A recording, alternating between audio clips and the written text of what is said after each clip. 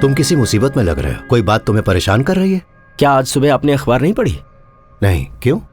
कुल 3 लोगों के खून हुए हैं सर। तीनों बड़े आदमी थे। उसमें से एक तो हमारा पुराना कलीग था, रिटायर्ड एसीपी विनोद अब्राहम। असली बात आपको क्राइम सीन देखने के बाद ही पता चलेगा। किसी तरह की जबरदस्ती या हिंसा का नामो निशान नहीं। चेहरों पर ब्लैक मास्क लगाकर तीनों लाशों को बिल्कुल समान दूरी पर रखा गया था। कुछ अजीब है सर। डॉक्टर आप भी ना कमाल के आदमी हैं।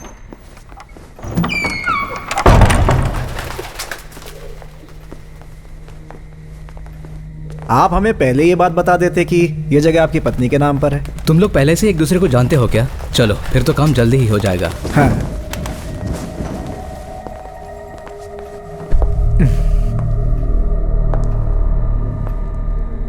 आप तो डील खत्म करके ही निकलेंगे ना? सब कुछ ठीक ठाक रहा तो चुटकियों में डील फाइनल कर सकते हैं हम लोग। क्यों डॉक्टर? बिल्कुल सही कहते हैं, एक बार डील हो जाए तो फिर देरी करना अच्छी बात नहीं। वैसे आपने अपने रिश्तेदारों के साथ एग्रीमेंट कर लिया है ना? क्या है कि एक बार जगह बिक गई और किसी केस में फंस गए तो मुश्किल हो सकती है। सिर्फ हमारे लिए नहीं, आपके लिए भी।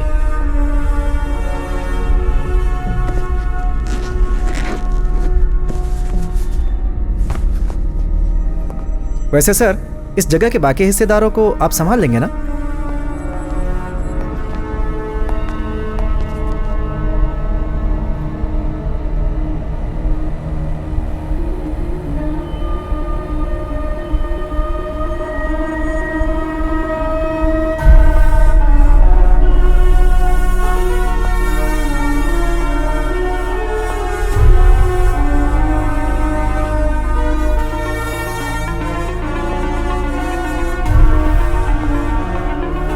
ये क्या है? क्या कर रहे हो तुम? हमें यहाँ बुलाकर चाल चल रहे हो?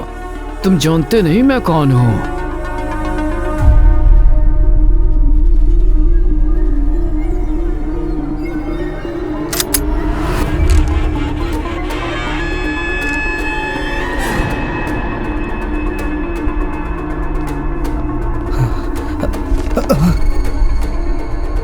एक बात मैं आपको बता देता हूँ, आपने जो अभी देखा उसमें हमारा कोई हाथ नहीं है। ये सब इन दोनों ने किया है। इन्होंने। सर प्लीज हमें मत मारिए प्लीज। जो हो गया सो हो गया। मैं भरपाई करने के लिए तैयार हूँ। उनके परिवार को जो भी चाहिए मैं देने को तैयार हूँ।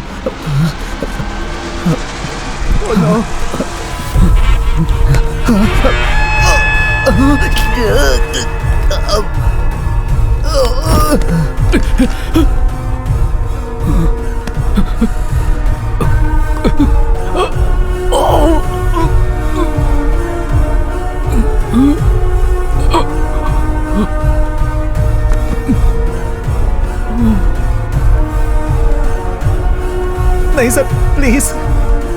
No.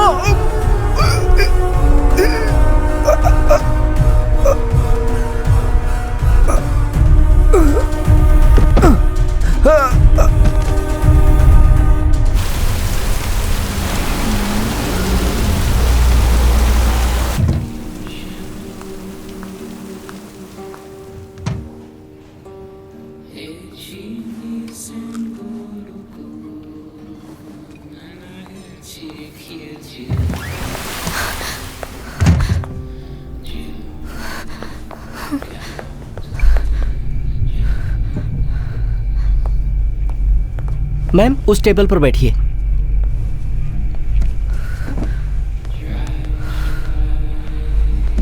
Madam order. Water please. Okay ma'am.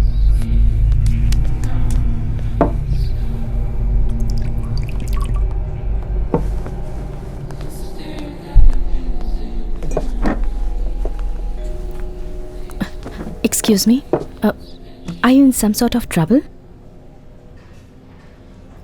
I can help you. नहीं, तुम मेरी मदद नहीं कर सकती। That means you are in trouble. I'm Harshita Chopra. I'm a police officer. I can help you. नहीं, पुलिस को फोन मत करना। अगर मुझे पता होता आप पुलिस ऑफिसर हैं तो मैं आपसे बात ही नहीं करती। नहीं, कोई हमारी मदद नहीं कर सकता।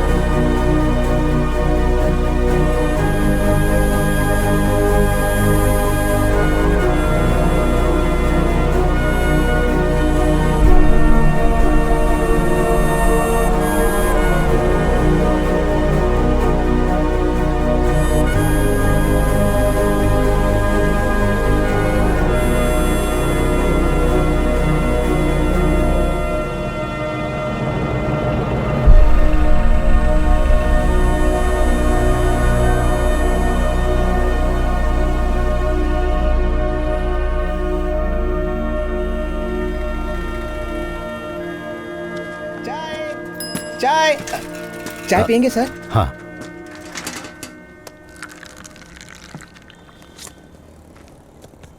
सर ये तो हाँ हाँ।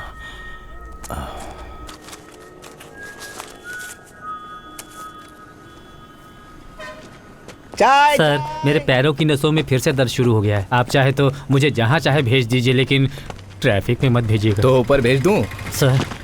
गुड मॉर्निंग सर, आप यहाँ पे?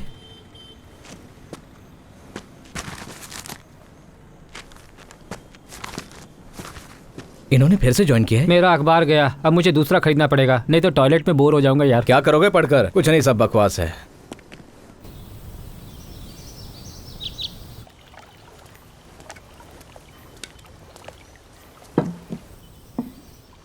मैथ्यू सर आ जाएंगे, आप शुरू कीजिए।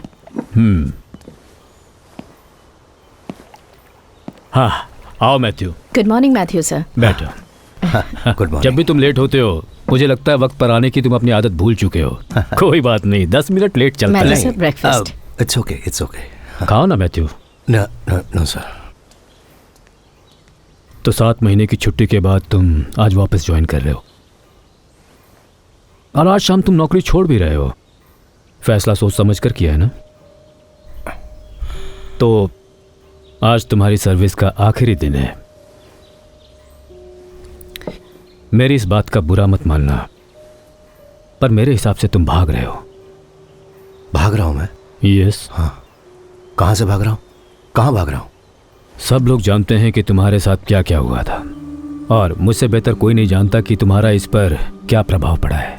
पर ये वॉलंटरी रिटायरमेंट कोई हल नहीं है मैथ्यू। जब तुम्हारे पास कुछ करने को नहीं होगा तो तुम्हारे दिमाग में फालतू ख्याल आएंगे।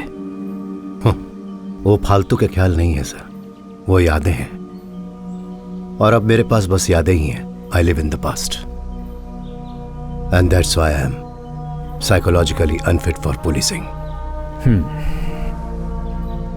मैं तुम पर दबाव नहीं डालूंगा। तो कल सुबह तुम एक यात्रा पर निकल रहे हो, लेकिन तुमने मुझे बताया नहीं तुम कहाँ जा रहे हो। सर ये एक मिशन है सर, मुझे नीलिमा की आखिरी इच्छा पूरी करनी है। उसने जिंदगी में मुझसे बस एक ही चीज मांगी थी। खैर छोड़ो, फिलहाल मैं तुम्हारी जगह किसी को पोस्ट नहीं कर रहा हूँ। कमिश्नर फिलहाल सिटी टास्क फोर्स संभाल लेगा, और तुम्हारी जगह किसी को रखना इतना आसान नहीं है मेरे दोस्त। But the show must go on sir. मुझे डर है शो कहीं बंद ना हो जाए। सर, तुम्हें मेरी हेल्थ इश्यूज के बारे में तो पता ही है। ये जल्दी थक जाना और अचानक वजन कम होना। डॉक्टर्स काफ़ी टेस्ट कर चुके हैं। बॉम्बे के टाटा इंस्टीट्यूट में कुछ सैंपल्स भी भेज दिए गए हैं, और आज रिजल्ट्स भी आने वाले हैं। सर। खैर छोड़ो, जाने से पहले शेव कर लेना। सर। रहने दो, दाढ़ी में बिल्कुल किसी फिलोसोफर जैसे दिखते हो, एंड इट सूट्स यू। चलो।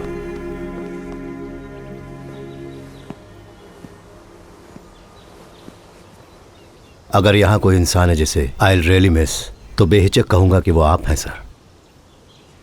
आपने मेरी हर जरूरत पे मेरा साथ दिया है। एक आखिरी बार आपको सैल्यूट करना चाहता हूँ। नहीं, मुझे इस आखिरी शब्द सुनने से सख्त नफरत है। तुम जाओ, हम फिर जरूर मिलेंगे जल्द ही, मेरा दिल कहता है। सी यू मैथ्यू। सर।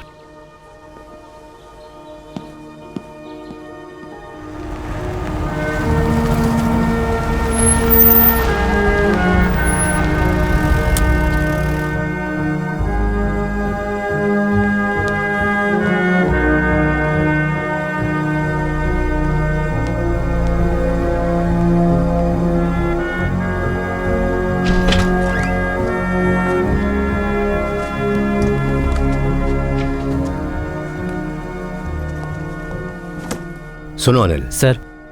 मुझे गत्ते का एक बड़ा सा बॉक्स चाहिए होगा मेरी बुक्स और पर्सनल फाइल्स पैक करने के लिए। क्या आज ही आप? तुम जानते हो तो दोबारा क्यों पूछ रहे हो? सर मैं आए? हाँ श्रीनी आओ। और बताओ क्या चल रहा है? सर तो आपने फैसला कर लिया है? फिर से सोच लीजिए। मैं डीजी से मिल चुका हूँ। मुझे जो भी कहना था मैंने उन्हें बता दिया है। इसका मतलब इस बारे में आप मुझसे कोई बात नहीं करना चाहते? नाराज मत हो यार। सर तुम तो सब समझते हो। अब ये सब मुझसे नहीं होगा। सर समझ तो आप नहीं रहे। मैं पिछले 25 सालों से सैल्यूट करता आ रहा हूं सुपीरियर्स को, उन्हें जो इस देश पर राज कर रहे हैं। पर दिल से सैल्यूट करने का मन सिर्फ आप जैसे किसी लायक इंसान को ही करता है, पूरी इज्जत के साथ। लेकिन आपके जाने के बाद that's what I am going to miss. Sheeni, I know you feel bad. Sir city task force वही यूनिट है जिसे मैंने बहुत मुश्किलों के बावजूद खड़ा किया है। सर बल्कि जब मैं पिछले 7 महीने से छुट्टियों पर था, मैं जानता हूं तुमने मेरा काम बखूबी निभाया, और वो भी बिना किसी और की मदद लिए, सिर्फ और सिर्फ मेरी खातिर। आज इतने दिनों के बाद जब मैंने अपनी ड्यूटी ज्वाइन की है और उसी दिन मैं वॉलंटरी रिटायरमेंट लेकर जा रहा हूं, यू फील लेट डाउन। जाने दीजिए सर, जो कुछ आपके साथ हुआ अगर मेरे साथ हुआ होता तो मैं तो अब तक पागल हो चुका होता। Are you sure? सर कि मैं पागल नहीं हूं?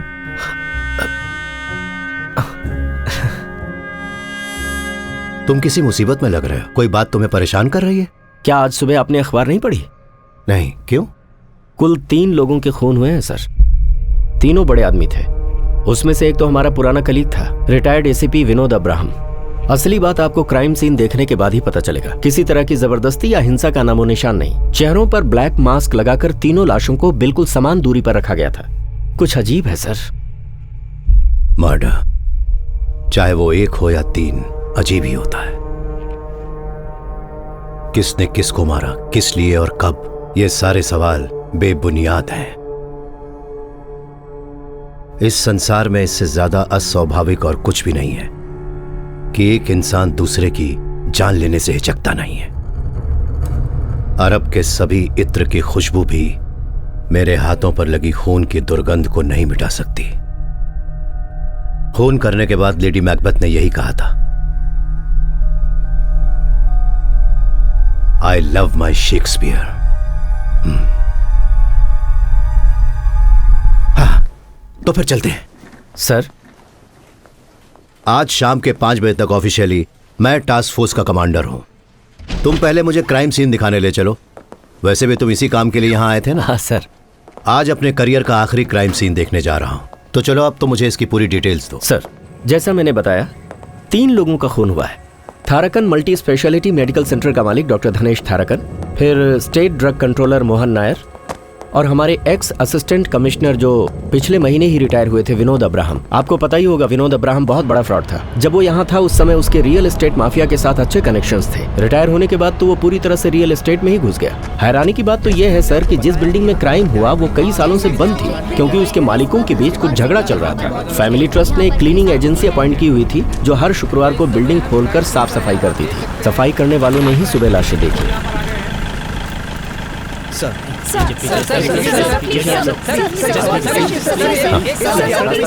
आज सुबह मैं तुमसे पूछना भूल गया, अब तुम्हारे पैरों का दर्द कैसा है? बहुत बुरी हालत है सर, मैं आयुर्वेदिक दवाइयाँ ले रहा हूँ। पेट कम करने की दवा लो। सुना है आप मुझे ट्रैफिक ड्यूटी में शिफ्ट कर रहे हैं, लेकिन मैं ज्यादा देर खड़ा नहीं रह सकता, कुछ कीजिए ना सर इनसे हालचाल पूछिए, ये डिमांड रखने लगते हैं। हमारे पुलिस डिपार्टमेंट में किस चीज की कमी है तुमने कभी सोचा है? किसकी सर? कोई आगे नहीं आएगा। इंसानियत की। सर क्या चल रहा है? फॉरेंसिक ने अपना काम शुरू कर दिया। जगह काफी बड़ी है, थोड़ा समय लग सकता है। हाँ। वो अंदर कैसे घुसे कुछ पता चला? नहीं sir.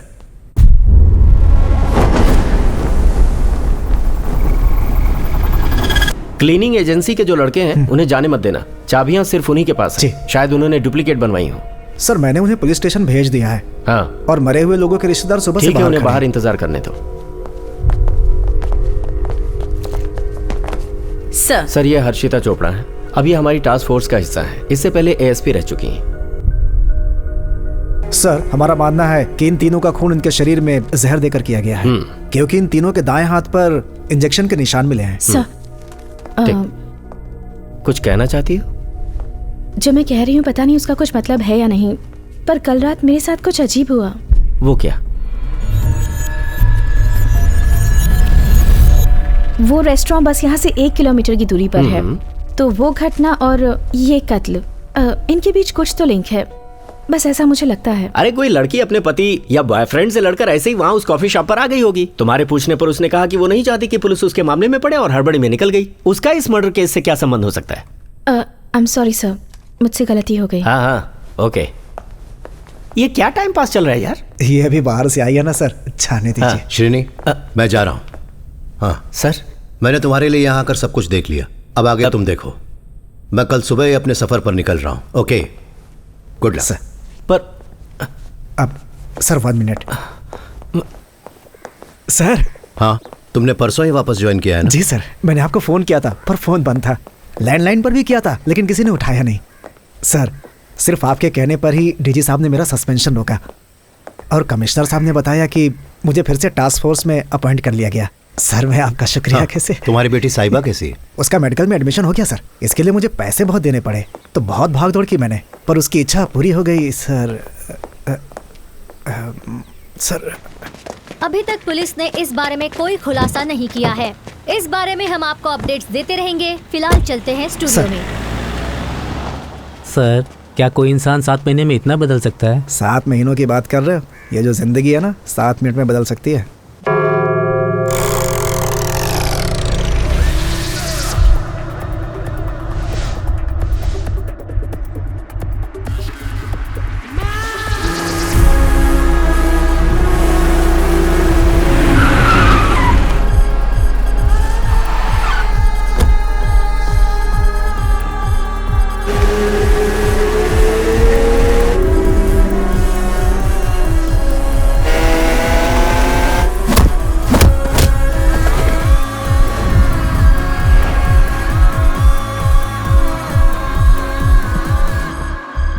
Are you a cop?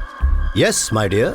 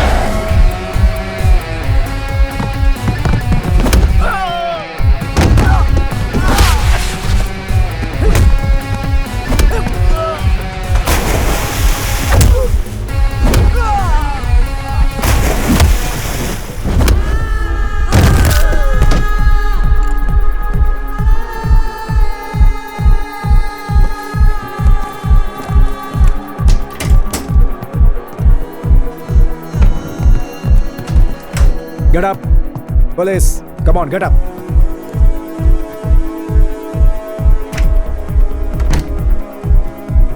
कुछ नहीं मिला सर, नथिंग। कम। सबकी चेकिंग करने के बाद ही जाने देना। Okay sir.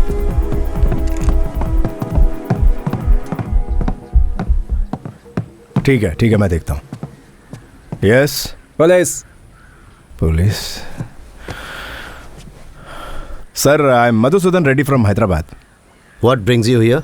सर वो मैं अपने दोस्त की बेटी की शादी में आया हूँ। मेरे कुछ दोस्तों ने मुझे बुलाया है। Party, music, I love music sir, but no drugs sir.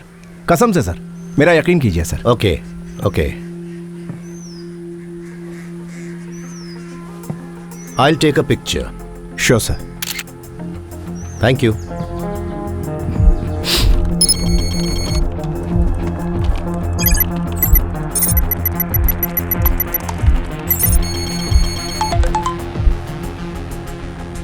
Felix D Vincent, the drug supplier based in Goa, Russian mafia का सबसे वफादार पार्टनर। लुक मिस्टर मैथ्यू, हम एक डील करते हैं। तुमने मुझे कभी देखा नहीं है। Just close your eyes. तुम चाहो तो वहां पड़े 2 बैग अभी ले जा सकते हो, बाकी जहां कहोगे वहां पहुंचा दूंगा। मुझे जाने दो, नहीं तो पूरी जिंदगी पछताओगे। सब कुछ बदल जाएगा। मुझसे पंगा मत लेना सर। कम ऑन फेलिक्स, मुझे उम्मीद थी कि तुम्हारी धमकी में कुछ तो क्लास होगा, पर तुमने मुझे बिल्कुल निराश कर दिया। इकबाल सर, ले जाओ इसे और ये पूरी की पूरी जगह बंद करवा दो। अच्छा बोनस मिलेगा पक्का।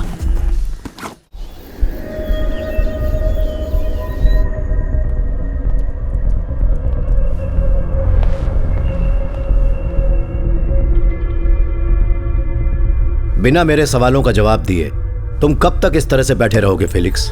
ये एक ऐसी जगह है जिसके बारे में ज्यादा लोग नहीं जानते। तुम यहां आसानी से आ नहीं सकते, तो तुम यहां से जाओगे कैसे? आपकी धमकी में क्लास है। सर थोड़ी देर वॉक लेकर आइए ना, तब तक मैं पूछताछ करता हूँ ना इससे। मेरी पूछताछ का स्टाइल बिल्कुल क्लासी नहीं होता, देसी होता है। केरला में जगह जगह पर माल पहुंचाना, तुम्हारा यहां का सारा dealer network, raw material sourcing, मुझे उन सब की जानकारी चाहिए। बिना बताए यहां से निकल नहीं पाओगे। मुझे यहां से जाने की कोई जल्दी नहीं है। Actually I like this place.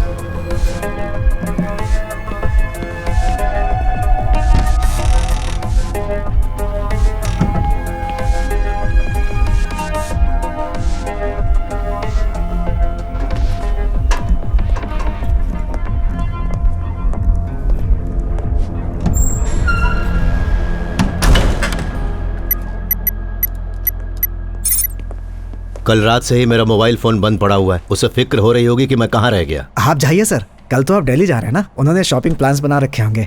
वो यहाँ पर इसीलिए आई है, लेकिन मैं फेलिक्स को यहाँ कस्टडी में छोड़कर दिल्ली कैसे जा सकता हूँ?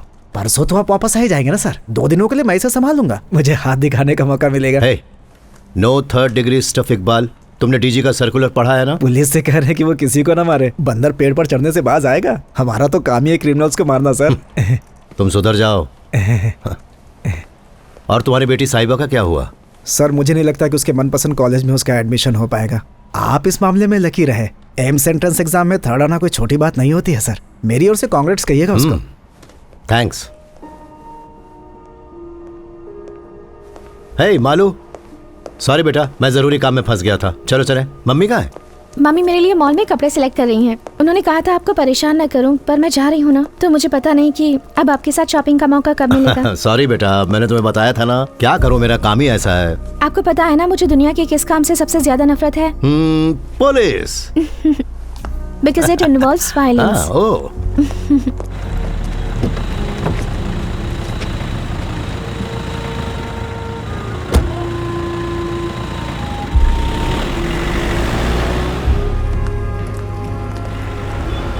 तो मैं ये कह रहा था कि पुलिस का मुख्य काम है कानून स्थापित करना, तो इसमें कभी कभी ताकत का इस्तेमाल करना पड़ता है। जो प्रोफेशन मैंने चूज किया है वो बेस्ट है। To be a doctor is to heal everyone, to heal the whole world. ओह।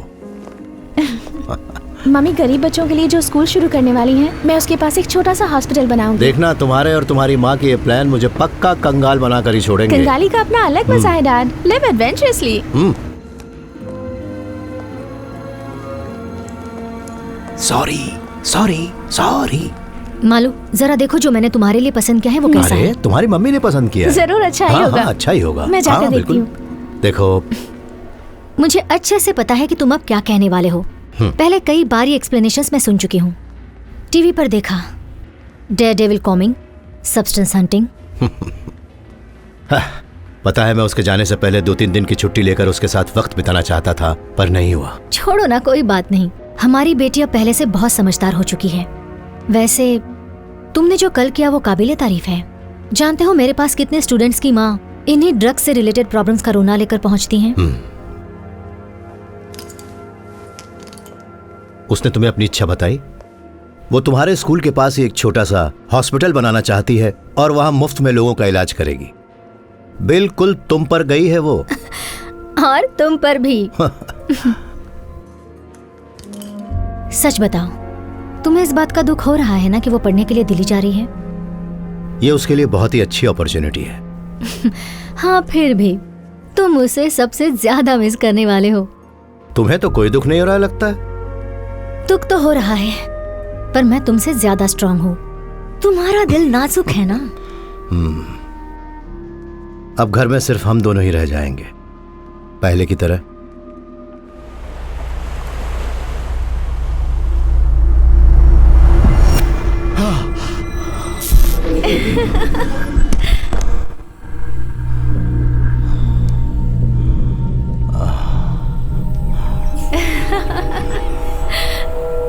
पापा,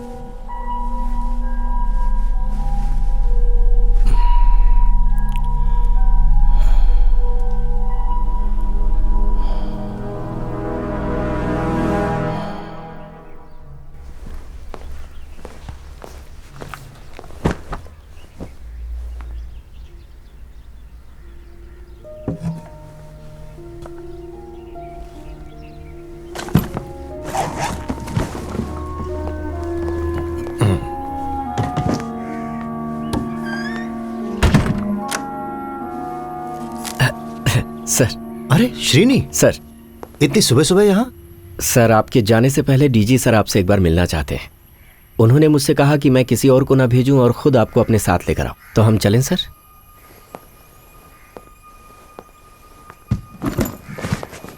मैं अपनी गाड़ी में आऊंगा, तुम फॉलो करो। मैं आपके साथ चलता हूं सर।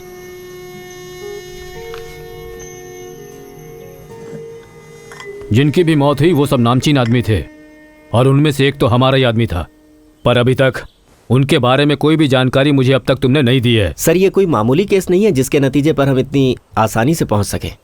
आधे घंटे तक सीएम के सामने शर्मिंदा होकर खड़ा रहा, कितनी बेइज्जती की बात है। तुम क्या सोचते हो? Any take on this? मुझे कोई आइडिया नहीं है sir. Matthew, I need your help. किसी में भी इतनी काबिलियत नहीं कि तुम्हारी तरह जुर्म की तह तक पहुंचकर उसका पता लगा सके। This is your kind of game Matthew. मैं इसके लायक नहीं हूं सर, और बस इतना ही नहीं, मैं अब इस फोर्स का हिस्सा भी नहीं रहा। मैथ्यू, मुझे बस तुम्हारी राय की जरूरत है। सर्विस में तुम चाहे रहो या न रहो, तुम्हारी पर्सनल चॉइस है। ये पूरी टीम, पूरा इंफ्रास्ट्रक्चर सब तुम्हारे हाथ में है। मैथ्यू, तुम अपनी ये यात्रा कुछ दिनों के लिए रोक नहीं सकते? Sorry sir. Sir please. Please Srini. Sir जाने दो। श्रीनी सर, एक सेकेंड। सर तुम यहीं रुको। मैथ्यू जरा।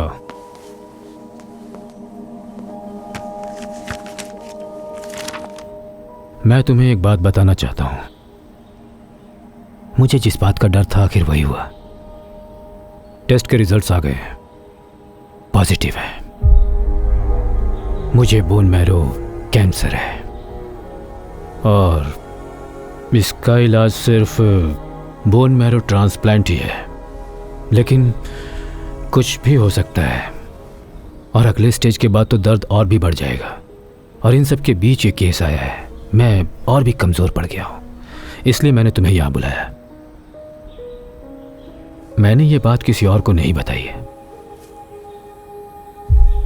सिर्फ तुम ही हो जिसे मैं बता सकता हूँ। लेकिन तुम अपना जाना कैंसिल मत करो।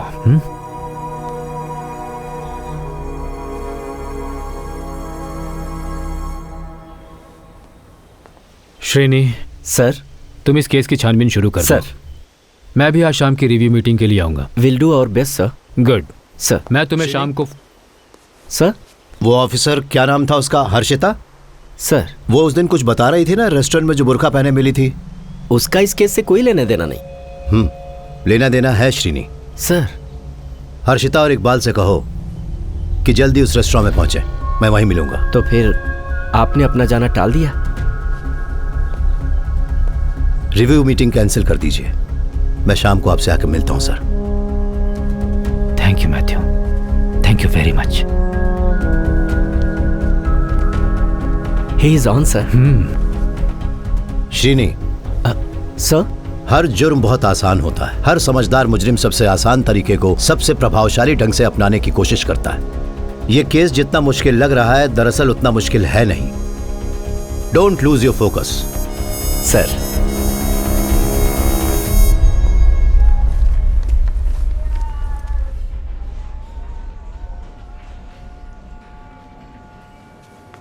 हर्षिता, कितना वक्त हो गया तुम्हें सर्विस ज्वाइन किए हुए? लगभग 10 महीने सर। तुम्हें ऐसा क्यों लगता है कि इन मर्डर्स का उस घटना से संबंध है जो उस दिन तुम्हारे साथ हुई? ऑनेस्टली मुझे नहीं पता सर, बस मन से आवाज आई, माय गट फीलिंग। मैं बताता हूँ कि तुम्हें इन दोनों घटनाओं में कुछ संबंध आखिर क्यों लगता है। सर। उस दिन जब तुमने उस लड़की की मदद करनी चाहिए तो उसने किस तरह से जवाब दिया? नहीं, तुम मेरी मदद नहीं कर सकती। ओके, उसने मेरी कहने के बजाय हमारी कहा। जी सर। जैसे उसकी जुबान फिसली, तुम्हें उससे एक संकेत मिला कि वो लड़की उस समय वहां अकेली नहीं है, उसके साथ कोई और भी वहां मौजूद है। उस समय तुम्हारा ध्यान उस पर नहीं गया, पर जब तुमने उन 3 लाशों को एक समान दूरी पर पड़े देखा, तब उस लड़की ने तुम्हारे सामने जो हमारी शब्द बोला था, तुमने उसे क्राइम सीन के साथ जोड़ दिया। That's what happened. सर। जैसे ही वो दरवाजा खोलकर अंदर आई, उसने कांच के पार्टीशन से बाहर की तरफ देखा, जैसे कोई उसका पीछा कर रहा हो, है ना? Right sir. हर्षिता, तुमने उस कांच के बाहर देखने की कोशिश की? नहीं सर। तो जाओ, जाकर देखो। क्या तुम दूसरे के नजरिए से चीजें नहीं देखना चाहोगी? एक काबिल पुलिस वाले को यह करना चाहिए। Just go and see. Sir.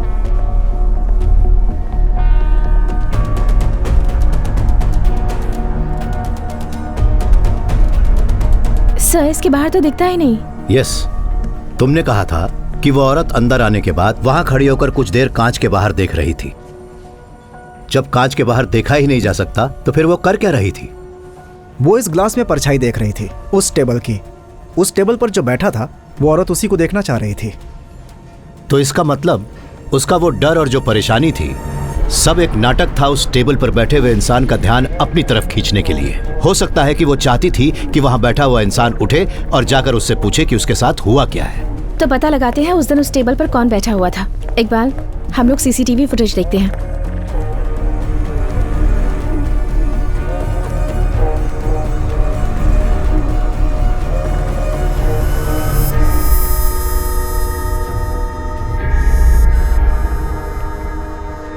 Sir, इस सीसीटीवी फुटेज में तो यस, इट्स मी।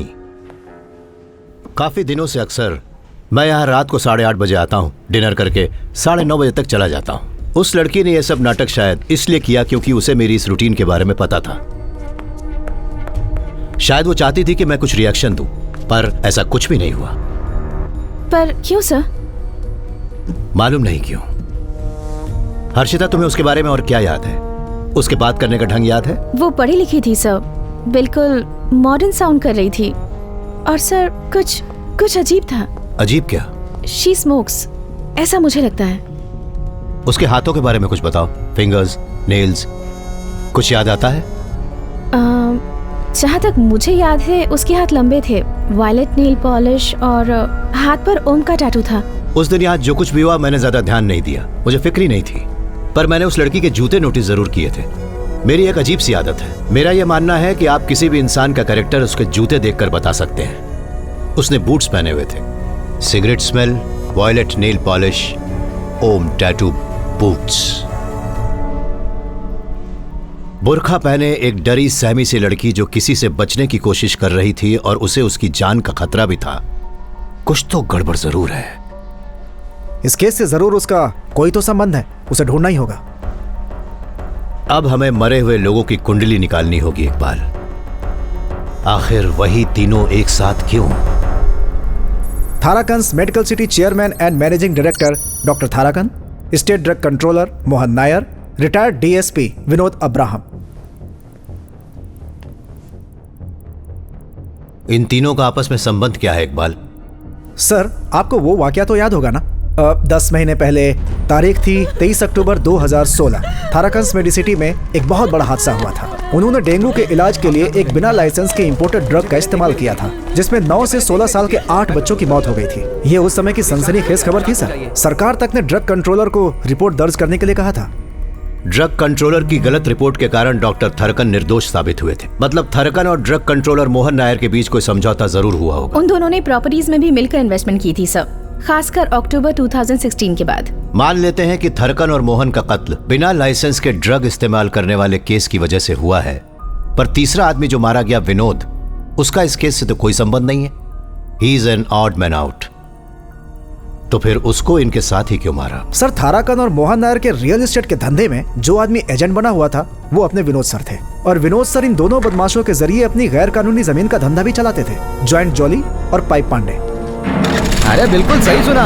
हम बस 40 के कागज बनवाएंगे और बाकी का 10 कैश चाहिए। कैश के बिना डील नहीं करूंगा। सिंगल प्राइस 50 और उसमें 10 कैश। समझ गए ना? मुझे पता है आपके पास बहुत रोकड़ा पड़ा है। अगर आप चाहे तो मुंबई में भी दे सकते हैं। अरे बहुत आदमी है हमारे वहाँ पर। रमेश सर, पांडे बोल रहा हूँ। हाँ वही पाइप पांडे। कर्नाटका में भी ले सकते हैं, 5% एक्स्ट्रा लगेगा। हाँ अभी मार्केट में तो बेस्ट रेट चल रहा है ना। कर क्या रहा है? 5% मतलब 5% कितना हुआ? ये तो ना ला दे मुझे। हाँ रमेश सर, मैं शाम को बात करता हूँ। अरे जब मैं डील कर रहा हूँ तो बीच में भोंकना जरूरी है क्या? पिछले 8 महीने से उस जगह को निकालना चाह रहा हूँ। जब मैं उस बेवकूफ रमेश को मना चुका हूँ तो तू बीच में आके अपनी नाक क्यों रगड़ रहा है? देख भाई, सारा झोल मैं ही करता हूँ तो कमीशन भी मैं तय करूंगा। तू दिमाग से काम करेगा नहीं क्योंकि वो तेरे पास है ही नहीं। पर अपना जो मुंह है ना उसे बंद रखना। जिससे मिलने जा रहे हैं ना, खतरनाक है, बहुत खतरनाक। कैसा खतरा यार? सस्पेंड हो चुका है वो। चला तू। क्या रे? मैंने कहा था ना 1 बजे मिलने आ रहा हूँ, आधे घंटे से इंतजार करवा रहा है। नहीं सर, वो रास्ते में एक डील की बात कर रहे थे। गरम क्या है तो तेरे लेट हो पास? गए। सर नमकीन लेंगे? मत लीजिए सर। वैसे सर, हमसे मिलना क्यों चाहते थे? कोई खास बात नहीं है। तुम दोनों विनोद सर के अंतिम संस्कार पर कहाँ थे? तुम दोनों तो उनके दाहिने हाथ थे ना, क्या बोलते हो? उस समय हम शहर में नहीं थे, मुंबई गए हुए थे। सब कह रहे हैं कि रियल एस्टेट एकदम मंदा चल रहा है, फिर भी विनोद सर ने इतने कम समय में ही इतना ज्यादा माल छाप लिया। क्या राज था इसके पीछे? लगता है आप भी उसी नाव में चढ़ना चाहते हैं। विनोद सर तो अचानक टपक गए। उनकी जगह खाली है सर, आप वो जगह आसानी से भर सकते हैं। लेकिन विनोद सर आपकी तरह नहीं थे सर। यही तो करप्शन का फायदा है, हर जगह सॉलिड कनेक्शन बन जाते हैं और इज्जत भी मिलती है। खैर, आपकी सस्पेंशन कब खत्म हो रही है सर? सर, एक सस्पेंड हुआ पुलिस वाला और आउटडेटेड सुपरस्टार एक जैसे होते हैं। फिलॉसफी। अच्छा सुनो, हाँ, वो जो बंद पड़ा बंगला है, विनोद सर और बाकी के 2 लोग, क्या संबंध था उनमें? बंगले के मालिकों में तो झगड़ा चल रहा था ना, तो क्या विनोद सर ने उनके बीच का झगड़ा सुलझा दिया था? ओह, तो ये वजह थी कि आप हमसे मिलना चाहते थे। क्यों सर, वो प्रॉपर्टी आपको चाहिए क्या? हाँ, सोच तो रहा हूँ। वो मुश्किल है सर, हम बहुत कोशिश कर चुके हैं। इतना ही नहीं, उस बिल्डिंग के मालिक दुनिया भर में फैले हुए हैं और सभी एक दूसरे से नफरत करते हैं। विनोद सर की भी उस प्रॉपर्टी में नजर थी। जब लगा हाथ नहीं आएगी, पीछे हट गए। तो फिर वो लोग उस बंद बिल्डिंग के अंदर आखिर करने क्या गए थे? क्या पता सर, 2 दिन से यही सोचकर हम भी परेशान हैं। हाँ, बंद बिल्डिंग में घुसे कैसे और अंदर उनकी लाश मिली। अब आप उस प्रॉपर्टी को छोड़ दीजिए, और भी कई बढ़िया प्रॉपर्टीज हैं। हम पर भरोसा करके देखिए, बहुत मजा आएगा। जिंदगी का मतलब शान से जी। मैं भी यही सोच रहा हूँ। अच्छा, तुम लोग अभी भी ड्रग्स बेचते हो? उसमें बहुत खतरा है सर, और जब से ऋषिराज सर आए हैं ना, धंधा ही बंद हो गया। लेकिन अगर कोई अच्छा माल है तो बताइए ना सर। मशरूम, फिश, केमिकल या फिर ऐसे कुछ। सर, आपके तो एक्साइज और एंटी नार्कोटिक्स में अच्छे कनेक्शन हो गए ना सर। बोलिए तो फिर से धंधा शुरू कर देता हूँ। ऐसे किसी धंधे का नाम भी मत लेना। वो क्यों? वो इसलिए क्योंकि 2 दिन पहले मैंने ड्यूटी ज्वाइन कर ली है। अगर दोबारा ये धंधा करते हुए दिख गए ना, मैयत निकाल दूंगा दोनों की। तो इधर आ। क्या कहा तूने? सस्पेंडेड पुलिस वाला और आउटडेटेड सुपरस्टार एक जैसे होते हैं? इतनी जोर से क्यों मारे सर? सुपरस्टार सच में थोड़ी मारता है। हाँ, समझ गया। जहां कत्ल हुआ उस बंगले को हर शुक्रवार को ही खोला जाता था ना? जी सर। लगता है गुरुवार की रात इस वारदात को अंजाम देने के लिए जानबूझकर तय की गई थी, ताकि जब बंगला शुक्रवार को खोला जाए तो लाशें वहां पड़ी मिलें, बिना किसी नुकसान के, बिना सड़े गले। पर क्यों सर? ताकि दुनिया वालों को जल्द से जल्द मरने वालों के बारे में पता चल सके। खूनी इन कत्लों के जरिए समाज के लोगों में जरूर कोई ना कोई खास मैसेज पहुंचाना चाहता था। कुछ तो है जिसे हमने अनदेखा कर दिया है या अभी तक ढूंढ नहीं पाए। वो जरूर सीन ऑफ क्राइम पे है इकबाल, आई एम श्योर। 3 एकदम तंदुरुस्त लोग एक जहरीला इंजेक्शन लगवाने के लिए इतनी आसानी से आखिर मान कैसे गए? ये कुछ अजीब सा नहीं है? खुद को बचाने का मौका नहीं मिला होगा सर उनको, क्योंकि हो सकता है गन पॉइंट पर हो वो तीनों। बिल्कुल सही। तो इसका मतलब खूनी अकेला नहीं था, कम से कम 2 लोग और थे। एक के हाथ में गन होगी और दूसरे के हाथ में इंजेक्शन। सर, इस घटना से ठीक 2 हफ्ते पहले इनमें से एक अहमदाबाद के नंबर से अपने विनोद सर के पास एक कॉल आई थी सर। ये बात 7 मिनट 40 सेकंड तक चली। विनोद सर ने उसके बाद डॉक्टर थाराकन को फोन किया और थाराकन ने तुरंत मोहन नायर को। फिर डॉक्टर थाराकन ने विनोद सर को वापस फोन किया और आखिर में विनोद सर ने उसी नंबर पर फिर से फोन किया। इन सब कॉल्स में सिर्फ वही लोग शामिल हैं जिनका मर्डर हुआ, और बिल्कुल ऐसी ही घटना कत्ल के 1 दिन पहले भी घटी थी। तो इन सब बातों से हमें यह पता चलता है कि 2 हफ्ते पहले अहमदाबाद से विनोद को एक फोन आया था। फोन करने वाले ने शायद ये कहा होगा कि वो उस विवाद में फंसे बंगले के मालिकों में से एक है। सोचो अगर उसने विनोद से ये कहा हो कि वो लोग उस बंगले को बेचना चाहते हैं। Hello, yes. हाँ विनोद, हमने जिस प्रॉपर्टी के बारे में बात की थी, जिसे खरीदने की नाकाम कोशिश की थी, वही ना? मैं निकल रहा हूँ, 5 मिनट रुको बस। हाँ, प्रॉपर्टी का मालिक और उसकी पत्नी 24 तारीख को आ रहे हैं। हाँ, कहाँ पे हो? मैं पहुंच चुका हूं। दोनों कातिल बंगले में पहुंचे और उन्होंने डुप्लीकेट चाबी से मेन डोर को खोला। वो पहले से ही इंतजार कर रहे थे उन तीनों का। मेरा एक अनुमान ये भी है, ये भी तो हो सकता है कि बंगले के अंदर इंतजार करने वाले कातिल एक आदमी और एक औरत थे। हो सकता है कि उन दोनों ने खुद को पति पत्नी बताया हो ताकि डील थोड़ी और वास्तविक लगे। तो फिर जो औरत हमें रेस्टोरेंट में मिली थी वो उन हत्यारों में से एक थी sir? I won't be surprised. तुम्हें परेशान होने की जरूरत नहीं थी, मैं खुद चला जाता। कम ऑन सर, ऐसा मत कहिए। जंक फूड और मोटापा, तो तुम अक्सर बाहरी खाना खाती हो। I hardly cook. मैंने बहुत से लोगों से आपके वॉलंटरी रिटायरमेंट के बारे में सुना है। मुझे लगता है हमें हमेशा काम करते रहना चाहिए।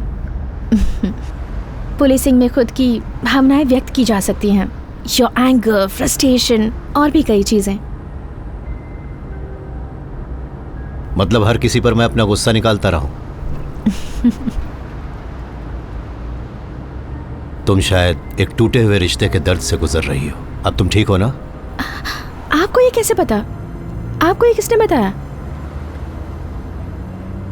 तुमने जो अभी अपने को व्यक्त करने की बात की, योर होल एटीट्यूड और तुम्हारी दाईं कलाई पर वो निशान इस बात का सबूत है। मैं नादान थी, वो मेरे लायक ही नहीं था। पता नहीं मुझे आपके सामने ये सब बातें कहनी भी चाहिए या नहीं सर। बोलने में बुराई भी क्या है, तुम बोलो। प्यार धोखे का दूसरा नाम है।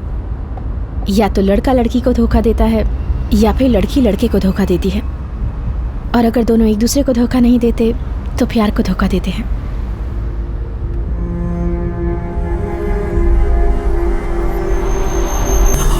आप ठीक तो है ना सर? हाँ।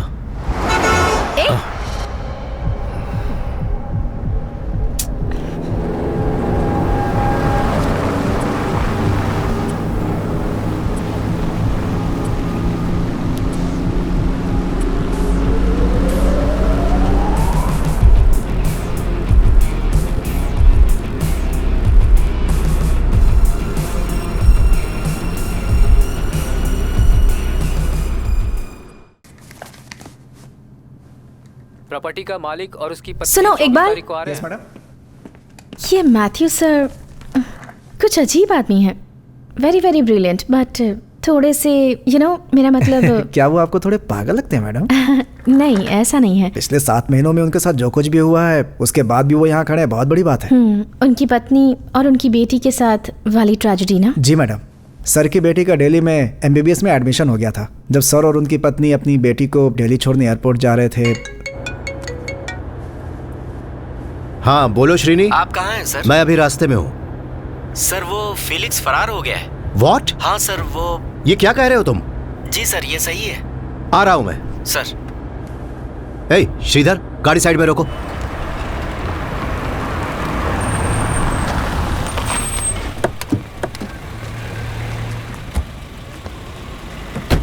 क्या हुआ? बेटा पापा को ना, आप नहीं चल रहे ना? मैं आ रहा हूँ ना, अगली फ्लाइट से पहुँचता हूँ, प्रॉमिस। देखिए, आप इससे झूठा वादा मत कीजिए। अगर आप नहीं आ सकते तो कोई बात नहीं, मैं मजबूर हूँ। आप जाइए, हमारी फिक्र बिल्कुल भी मत कीजिए। कल आना हो, परसों आना हो, जब समय मिले आ जाइए। आपके आने तक मैं इसके साथ ही रहूंगी। पापा से नाराज मत होना बेटा। कोई बात नहीं पापा, फिक्र मत कीजिए, आप बाद में आ जाइएगा। श्योर? Okay, bye. बाय पापा।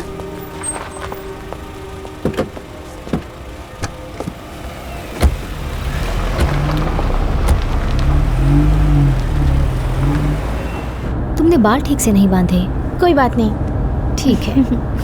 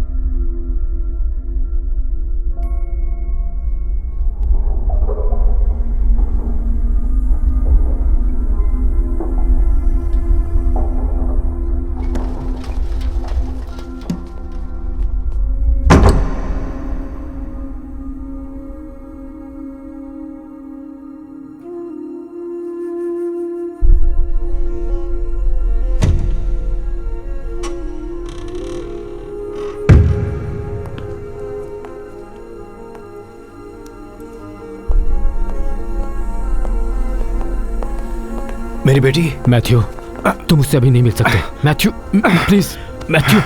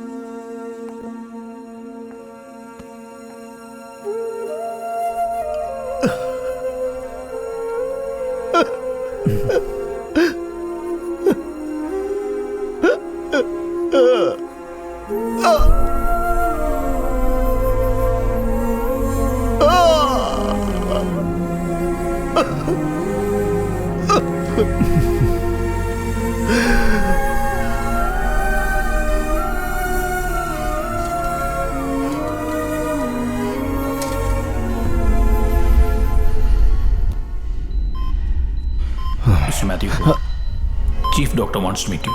ओके। दूसरे डॉक्टर्स की राय के लिए हमने नीलिमा की केस फाइल्स को डेनमार्क भिजवाया था। तुम जानते हो, उनके पास भी इसका कोई इलाज नहीं है मैथ्यू।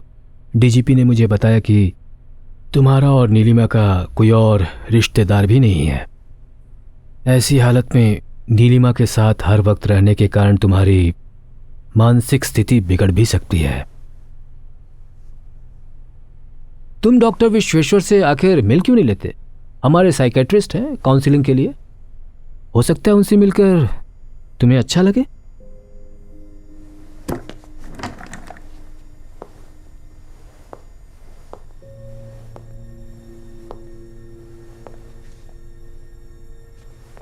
आप डॉक्टर्स हमेशा कहते हैं ना कि चमत्कार होगा, तो कोई उम्मीद है इस केस में ऐसा कुछ हो?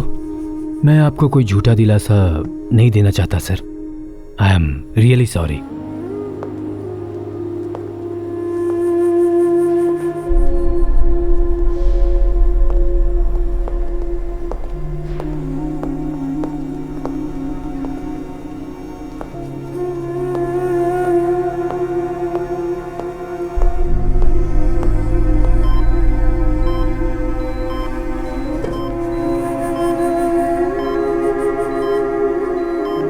6 महीने तक सर मैडम के साथ हॉस्पिटल में ही रहे। जब मैडम की मौत हुई मैं उनसे मिलने गया था।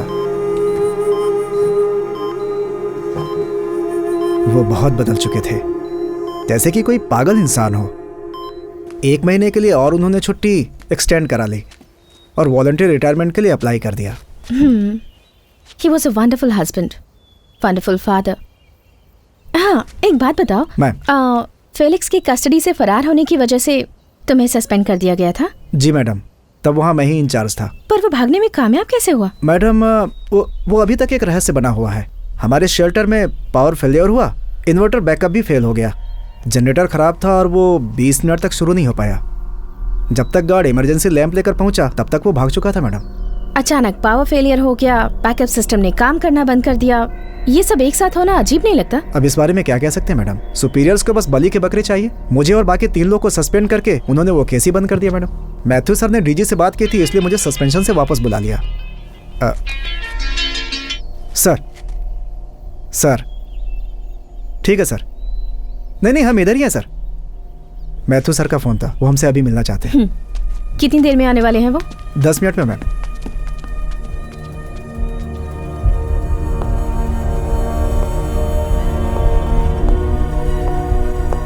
Iqbal sir, Tharakan's medical city में बिना लाइसेंस के ड्रग्स की वजह से जिन बच्चों की मौत हुई थी उनकी फोटोग्राफ्स वहां स्क्रीन पर दिखाओ। Okay sir.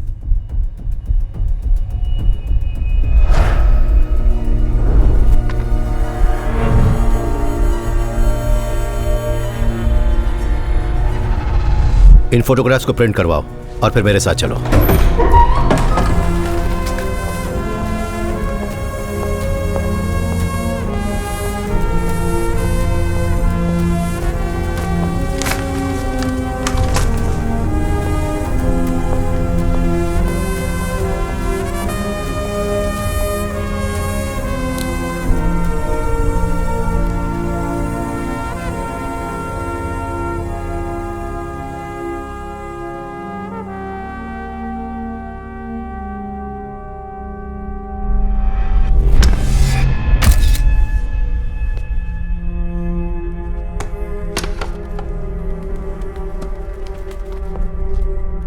जिस दिन से मैं यहां से गया हूं, ऐसा कुछ तो था जो मैंने यहां देखा था, वो मेरे दिमाग में घूम रहा था।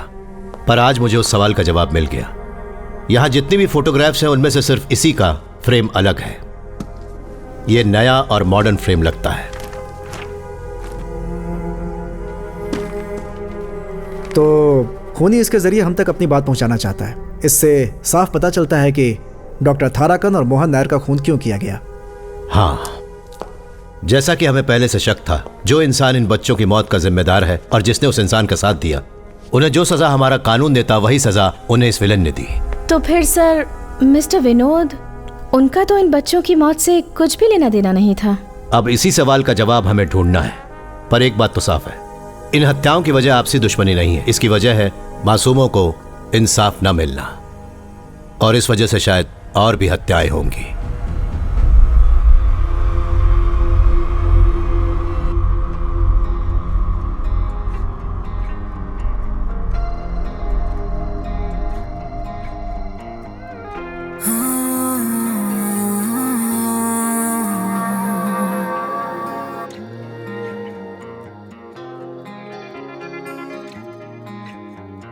शोला है चाहत तू मेरी, तू ही दिल धड़कन तू मेरी, तू जो चाहे तू जो ढूंढे आ दिखा दूं मैं वो तुझको। मेरी पलकें मेरी जुल्फें देना चाहे छाऊं तुझको।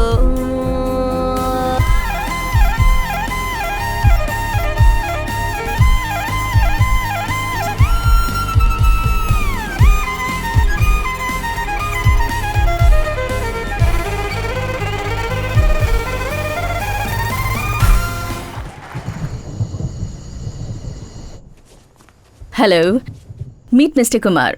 ये बहुत बड़े बिल्डर हैं। हेलो। हाय। कुमार काफी समय से कह रहे थे क्यों ना हम कहीं बाहर जाकर पार्टी वार्टी करें। और जब आपने इस जगह की बात की तो सोचा कुमार को भी साथ ले लूं। Hope you don't mind. वैसे तो मैं अनजान लोगों के साथ पार्टनरशिप नहीं करता, लेकिन इसके साथ इट्स ओके। ग्रेट। आपके लिए मेरे पास एक सरप्राइज है। तुम गजब की हो यार। इतने सारे सरप्राइजेस, क्या है?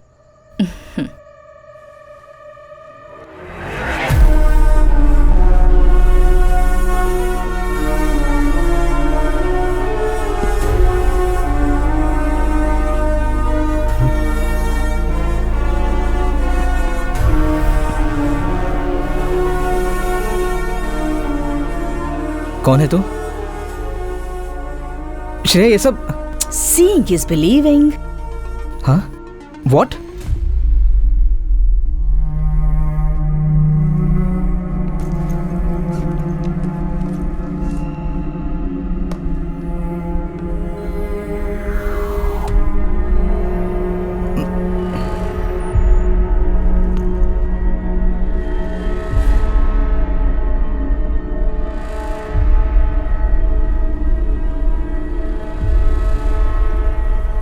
ये सब क्या है? तू श्रेया, श्रेया सुनो please.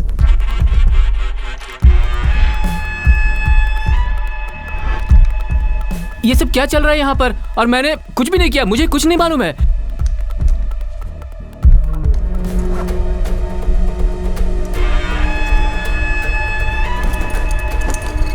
No please please no.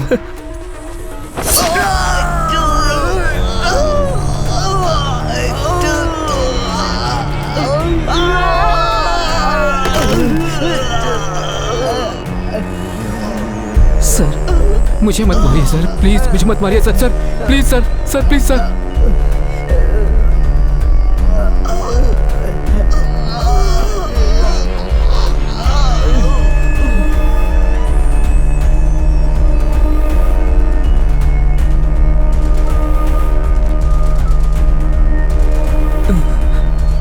Sir sir sir sir please sir, please sir, please please please please please sir, मुझे छोड़ दीजिए सर। हनी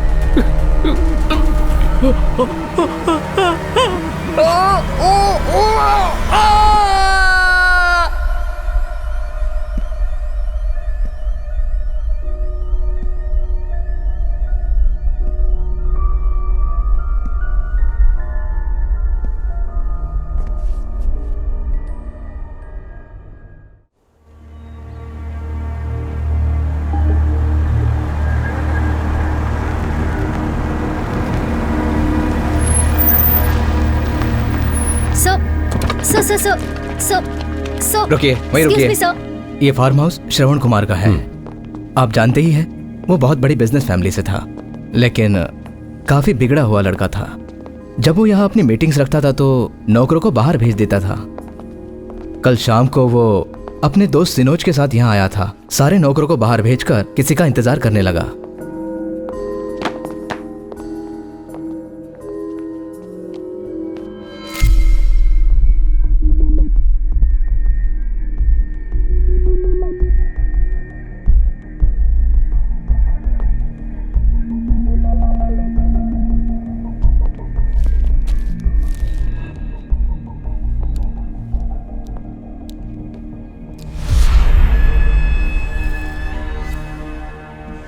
दोनों हादसों का तरीका एक ही है, लेकिन दोनों घटनाओं में मारने का अंदाज अलग था।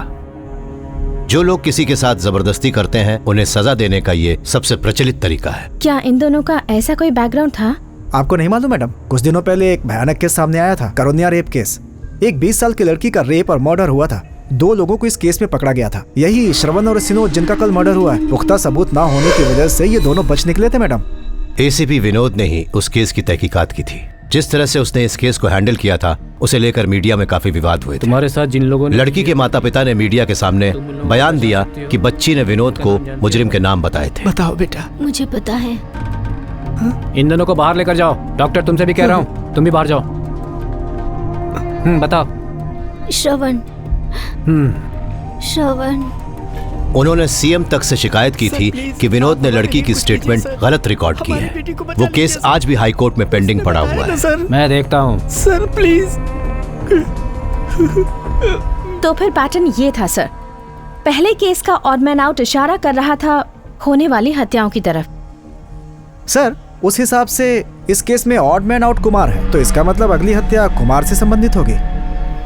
इस कुमार का बैकग्राउंड क्या है? मैडम वो केरला की रियल एस्टेट इंडस्ट्री में बहुत बड़ी हस्ती था। आपने लैंड बैंक, लैंड माफिया तो सुना ही होगा, उसका जीता जागता उदाहरण।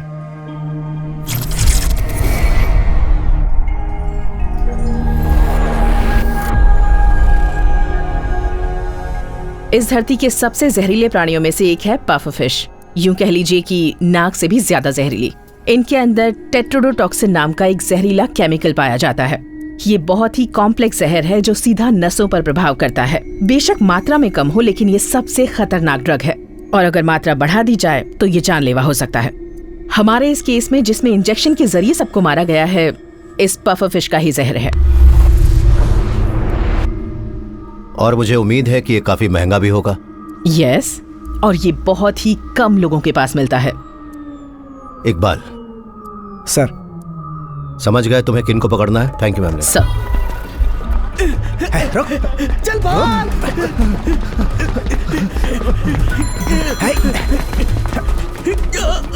रुक।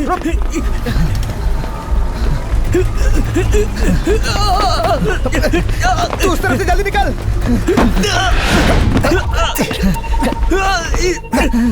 चुपचाप चल। मुझे छोड़ दीजिए सर, मैंने क्या किया? चल सब बताता हूँ ना क्या किया। कुछ भी तो नहीं किया सर।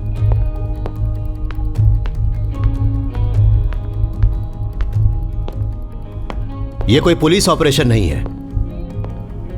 मैं सिर्फ तुम लोगों से कुछ बातें करना चाहता हूं, इसलिए तुम दोनों को यहां बुलाया है। तो फिर सर, इन्होंने हमें पूरे शहर में भगा भगा के क्यों थकाया? और फिर पकड़ने के लिए इन्होंने हमें जोर जोर से मारा। हमें पकड़ने के बाद जीप में लाके पटक दिया।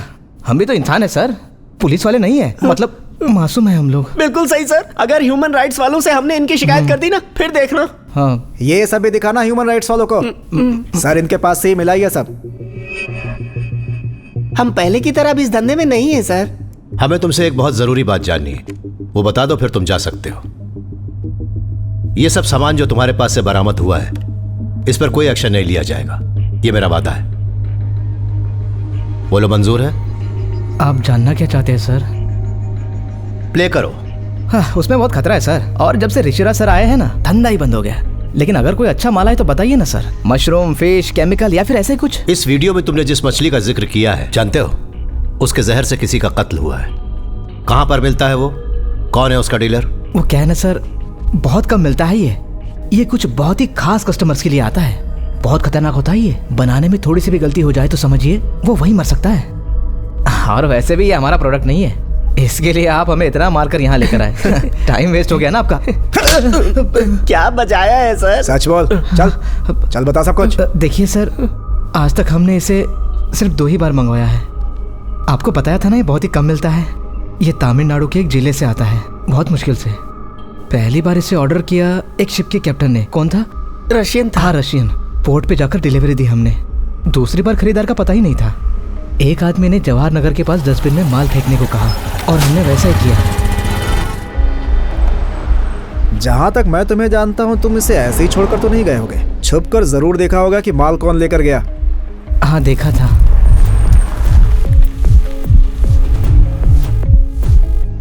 तुमने ये नहीं देखा कि गाड़ी के अंदर कौन था? नहीं सर, बस उसके हाथ देखे। पक्का वो कोई औरत थी। तुमने उसकी उंगलियां देखी थी? ठीक से याद करो, क्या उसने वॉयलेट रंग की नेल पॉलिश लगाई हुई थी? जी हाँ। कार का नंबर नोट किया था? नहीं किया सर। पहले कुछ दिन याद था, लेकिन बाद में भूल गया।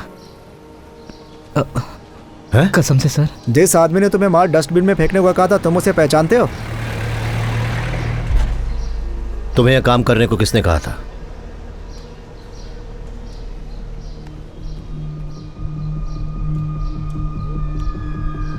इसने कहा था?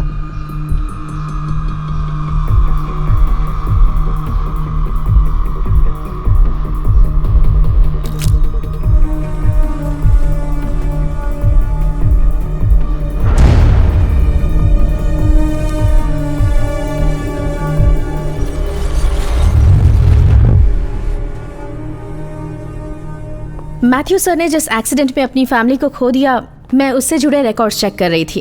जिस ट्रक ने टक्कर मारी थी उसका ड्राइवर भी वहाँ मारा गया था ना? जी हाँ मैडम। मैंने उस ड्राइवर की पोस्टमार्टम रिपोर्ट चेक की। उसके सिर के पीछे किसी भारी चीज से चोट लगी थी। रिपोर्ट के मुताबिक वही उसके मौत का कारण थी। पर यह चोट उसके सिर में लगी कैसे? किसी बहुत ही भारी मेटल ऑब्जेक्ट के लगने से यह घाव हुआ था। फॉरेंसिक चीफ गीता मैडम ने बताया जरूर उसका सिर किसी चीज से टकरा गया होगा और वो आगे के गिलास से टक्कर खाकर बाहर गिर गया। एक्सीडेंट के बाद लगभग 40 मिनट तक सर की वाइफ और उनकी बेटी सड़क पर पड़े रहे, अनअटेंडेड। अगर वो उन सबको निशाना बना रहे हैं जो कानून से बच निकलते हैं, फिर और भी तो लोग हैं। उसने सिर्फ इन लोगों को ही क्यों चुना? डॉक्टर तारकन, विनोद, मोहन नायर और वो 3 लोग जिनका हाल में कत्ल हुआ, सिर्फ इन्हें मारने की क्या वजह हो सकती है? एक वजह तो है सर, जो हर चीज से जुड़ी हुई है। मेरे हिसाब से इन दोनों हादसों का कारण एक ही है, वो है थाराकंस मेडिसिटी। मुझे इस हॉस्पिटल के पूरे डेटाबेस की सारी जानकारी चाहिए। डेटाबेस से मेरा मतलब यहां पढ़ने वाले स्टूडेंट्स से है। Okay sir. Okay, thank you.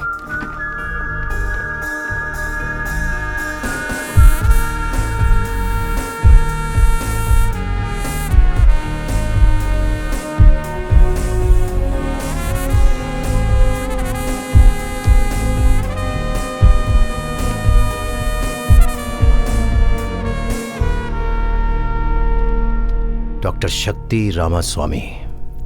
शक्ति चेन्नई का एक लड़का था जो केरला में पला बढ़ा। उसके पिता रामस्वामी बगल के एक मेडिकल कॉलेज में सिक्योरिटी गार्ड की नौकरी करते थे।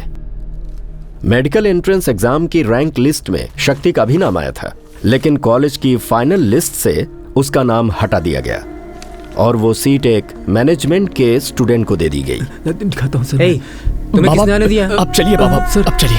सर देख लीजिए। हजारों कोशिशों के बाद जब उसे लगा कि उसे इंसाफ नहीं मिलेगा, तो शक्ति के पिता रामस्वामी ने एक बहुत बड़ा कदम उठा लिया। कॉलेज के सभी स्टूडेंट्स को गवाह बनाकर सबके सामने उन्होंने खुदकुशी कर ली।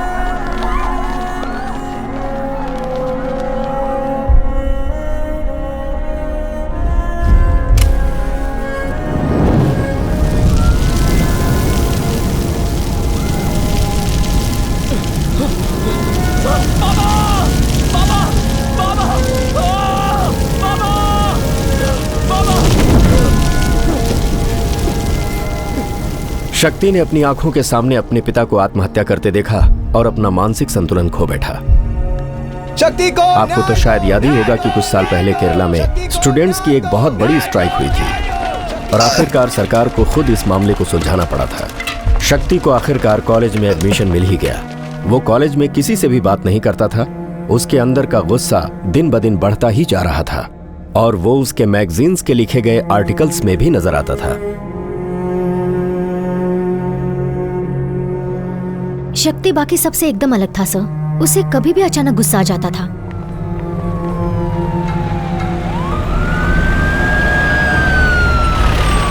शक्ति ने ही जूते मारकर विद्रोह करने का नया ट्रेंड शुरू किया था। पहली बार उसने ऐसा तब किया था जब हमारे कॉलेज में एजुकेशन मिनिस्टर आए थे। इसकी वजह से उसे कुछ दिन जेल भी जाना पड़ा था, पर वो केस वही खत्म हो गया था। सो डॉक्टर शक्ति रामास्वामी इज अवर मैन।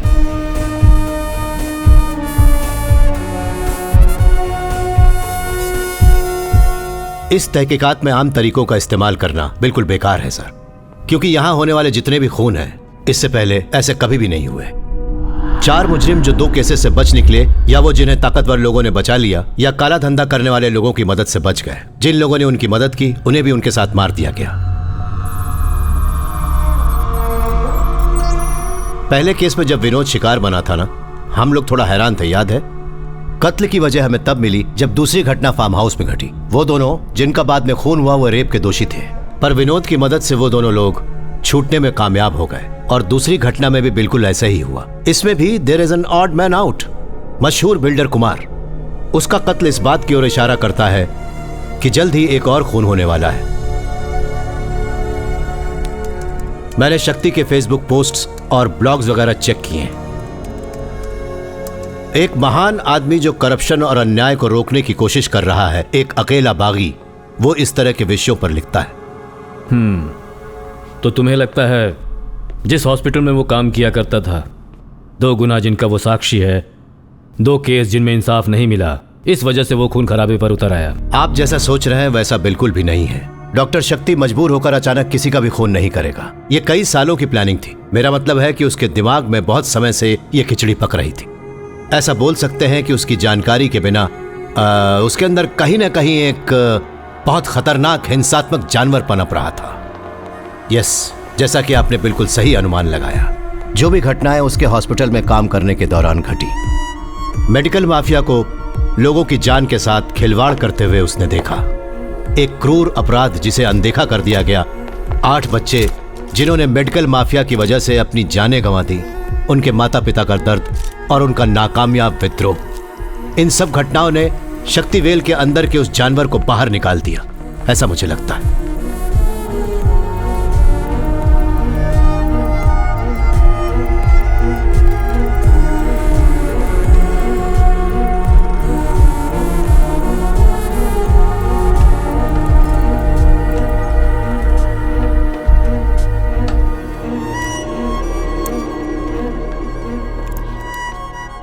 उसे पकड़ने का फिलहाल कोई जरिया नहीं है सर। वो एक के बाद एक सिम कार्ड इस्तेमाल करके फेंक देता है। किसी भी सीसीटीवी कैमरा में उसका चेहरा नहीं दिखा है सर। फिलहाल हम लोगों के पास उसके खिलाफ कोई भी सबूत नहीं है सर। और वो लड़की जो उसके साथ थी? मैं उसी बात पर आ रहा था सर। उसका नाम है श्रेया वेंकटेश, बेंगलोर से है। पिता कन्नड़ी थे, माँ मलयाली। क्या है? वो शक्ति से 1 साल जूनियर थी। टाइम हो गया शक्ति ने उससे दूर रहने की बहुत कोशिश की, लेकिन फिर भी वो उसके काफी करीब आ गई। दोनों में एक ऐसी गहरी दोस्ती हो गई जो सिर्फ 2 अकेले लोगों के बीच ही हो सकती है। कुछ स्टूडेंट्स जो उन दोनों को जानते थे, उन्होंने बताया कि उन दोनों के बीच एक अजीब सी केमिस्ट्री थी।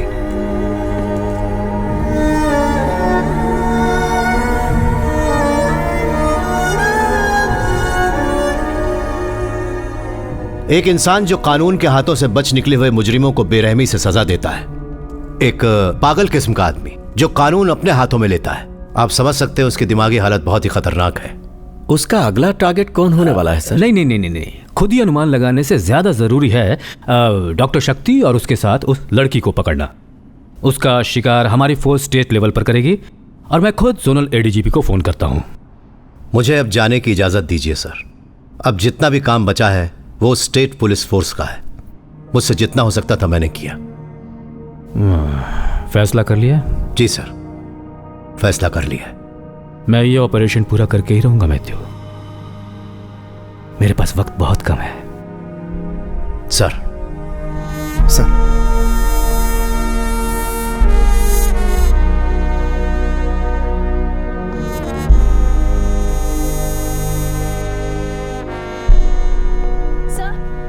1 मिनट सर। आपके जाने से पहले कुछ बताना चाहती हूँ। यस सर, आपकी फैमिली का जो एक्सीडेंट हुआ था वो कोई एक्सीडेंट नहीं, एक साजिश थी। मुझे आपको कुछ दिखाना है sir.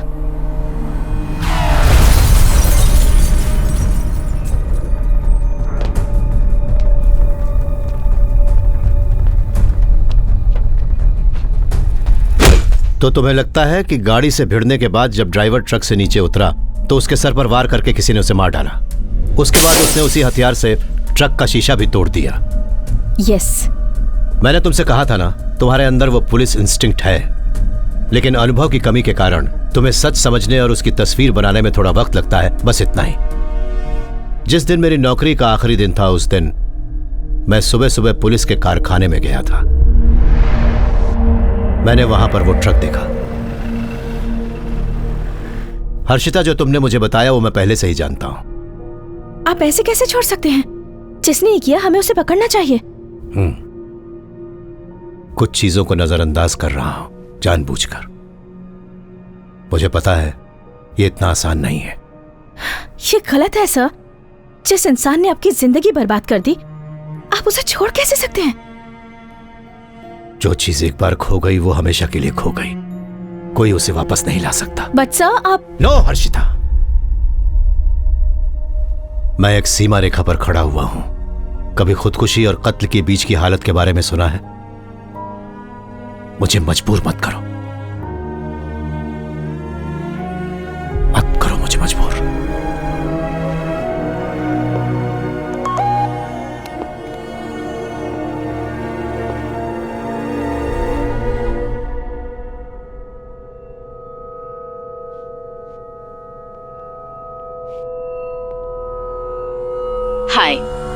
Shreya here. First I want to tell you something.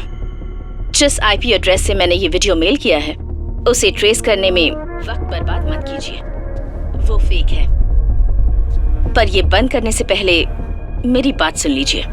जिस हादसे ने आपकी जिंदगी बर्बाद कर दी, क्या आप जानते हैं कि वो कार एक्सीडेंट किसने करवाया था? फीलिक्स स्टीवेंसेंट ने।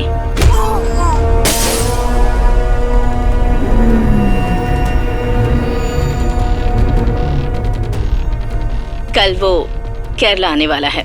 मैं आपको उसकी लोकेशन भेज रही हूँ। उससे बदला लेने का ये अच्छा मौका है। आप चाहें तो इसका फायदा उठा सकते हैं।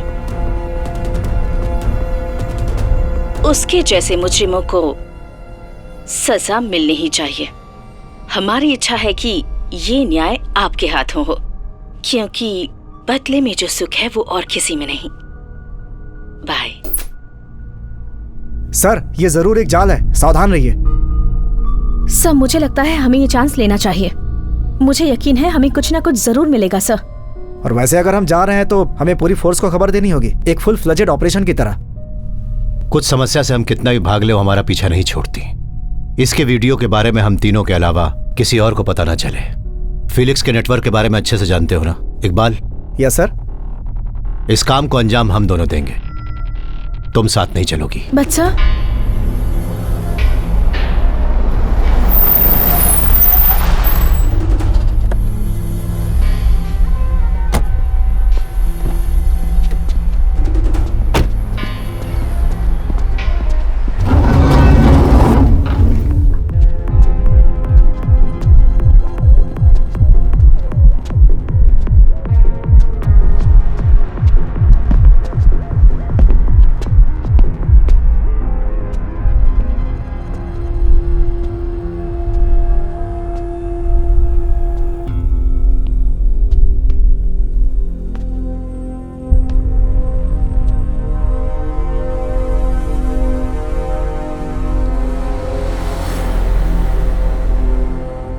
Matthew? Oh my God.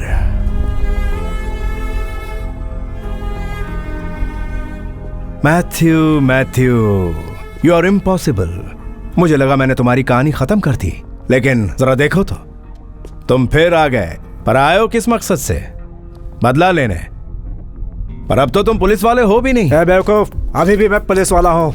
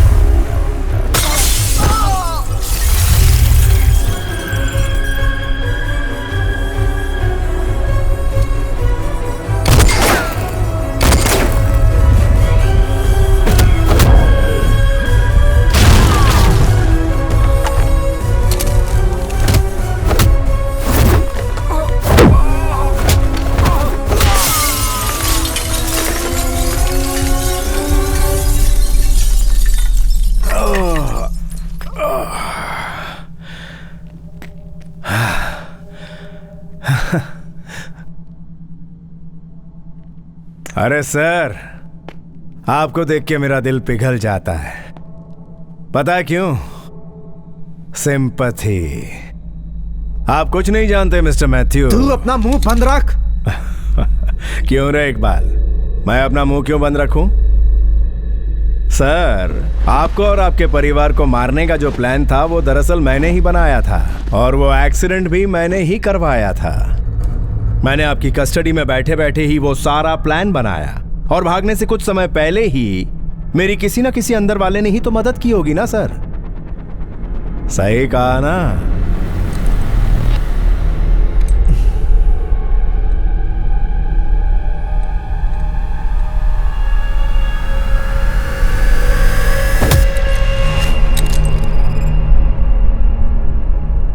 Iqbal?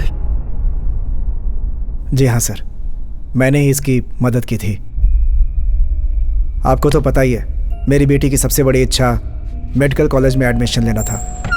जिंदगी में कभी मैंने 1 रुपया तक रिश्वत नहीं ली सर, तो इतने बड़े कॉलेज में डोनेशन कहाँ से दे पाता। जब मैंने अपनी बेटी के बारे में सोचा तो मैं अपने आदर्श भूल गया सर। बेटी के भविष्य के लिए मैंने इसके साथ हाथ मिला लिया।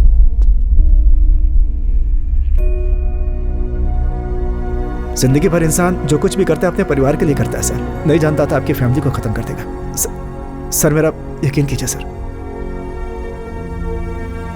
इसे मेरे हवाले कर दीजिए। मैं इसे जिंदा नहीं छोड़ूंगा सर, मैं जिम्मेदारी लेता हूं।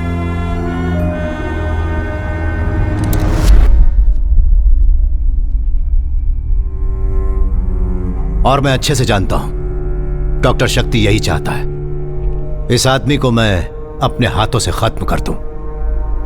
उसने इसे हमारे सामने लाकर इसीलिए तो खड़ा किया है ताकि मेरे जरिए वो उसको मार सके। डॉक्टर शक्ति की जीत से मुझे कोई परेशानी नहीं है, पर उसे जिताकर अपने सिद्धांत नहीं तोड़ सकता।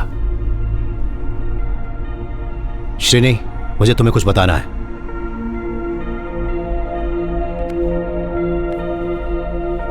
इकबाल सर, पुलिस को सरेंडर कर दो।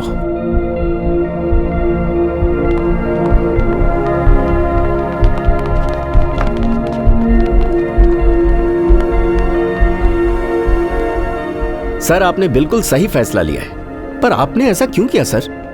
मैं आपकी जगह होता तो मार डालता, इन दोनों को ही मार डालता सर। बदला लेना एक बीमारी है श्रीनी, जो हमारे अंदर के इंसान को खत्म कर देती है।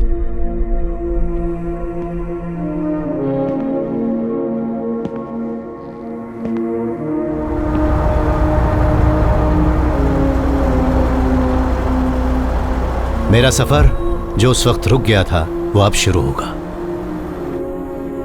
नीलिमा का सपना पूरा होने तक मुझे कितनी दूर जाना होगा और कितने दिनों तक पता नहीं।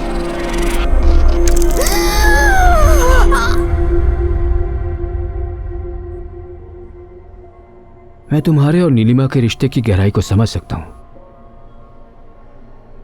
सो I feel really sorry. Nilima की हालत बिगड़ती ही जा रही है। वाइटल ऑर्गन्स में इन्फेक्शन फैल चुका है। जब भी वो होश में आती है उसका दर्द और भी ज्यादा हो जाता है। इस समय वो बहुत ही कष्ट में है।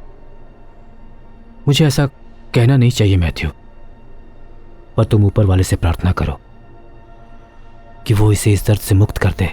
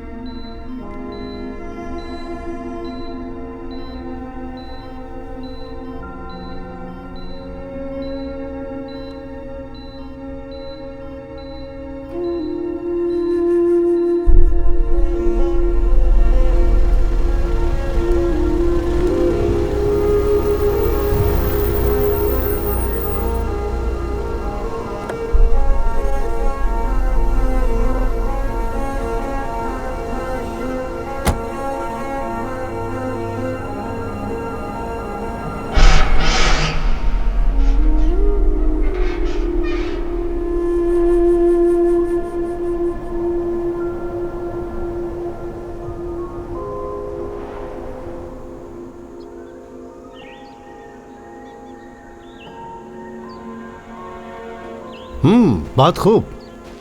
मैं तुम्हें सलाम करता हूँ। तुमने अकेले ही ये जगह ढूंढी और इसे रजिस्टर भी करवा लिया, और इसकी खूबसूरती दिखाने मुझे यहाँ ले आई। तुम वाकई कमाल होनी लीना। तो इस बात का एहसास तुम्हें अब हो रहा है? देखो, मेरी सारी सेविंग्स खत्म हो चुकी हैं। अब से तुम्हें मेरा साथ देना होगा। हम अपनी फैमिली प्रॉपर्टी बेच देंगे, फिक्र मत करो। मुझे सच बताओ, इस स्कूल से तुम्हें कोई तकलीफ तो नहीं हो रही ना? क्यों? गरीबों की मदद करना पुण्य का काम है, और अब जब मालू का कैरियर सेट हो चुका है तो जमीन जायदाद का क्या करेंगे?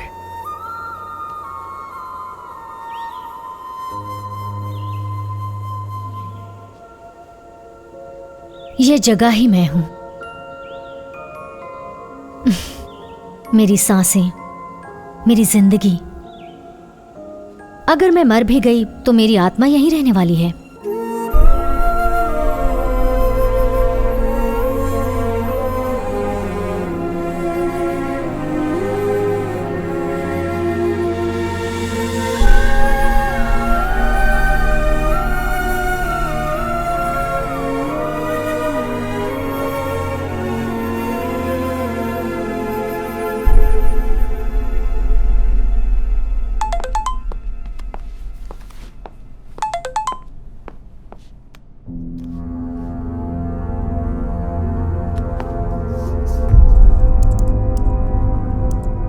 ये मैंने थारकंस मेडिसिटी की कार पार्किंग की सीसीटीवी फुटेज में देखा। हमारे डीजी की प्राइवेट कार 12 जुलाई को वहां पर आई थी। वो वहां खालिद मुस्तफ़ा नाम के आदमी से मिलने गए थे।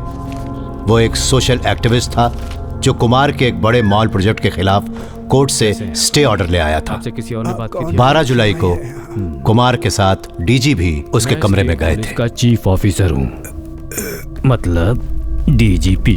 पहचाना मुझे? मैं यहाँ आपसे एक बहुत ही जरूरी बात करने आया हूँ मिस्टर खालिद। ये जो कुमार है ना, मेरे दिल के बहुत करीब है। ये जो शॉपिंग मॉल बनाने वाला है, आप उसके खिलाफ स्टे ऑर्डर लेकर आए, उसे वापस ले लीजिए आप। डीजी और कुमार के बीच की एक गहरी दोस्ती मुझे कुछ अजीब लगी। नहीं, मैं नहीं लूंगा सर। तुम मना नहीं कर सकते, वापस लो। 2 दिन के बाद कुमार खुद कुछ कागजात लेकर आएगा, उन सभी पर साइन कर देना। ये इलाज तुम्हारी उम्र बढ़ाने के लिए हो रहा है ना, कहीं अचानक घट ना जाए। चलो कुमार, चलो। डीजी और कुमार की धमकी वाली बात खालिद ने डॉक्टर शक्ति को जरूर बताई होगी, क्योंकि वो उसके बहुत करीब था। किसी डरने वाला नहीं हूँ। अगर मुझे कुछ हो गया डॉक्टर तो समझ जाना, इसके पीछे उन दोनों का हाथ है, वो कुमार और डीजीपी। अब ऐसा कुछ भी नहीं होगा।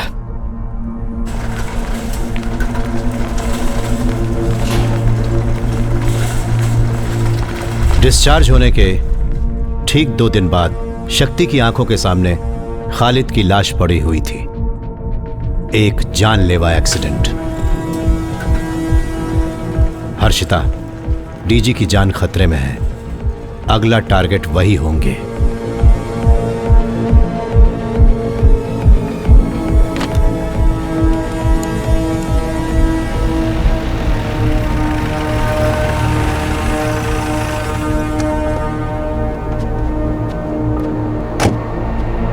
Srini sir, when did it happen?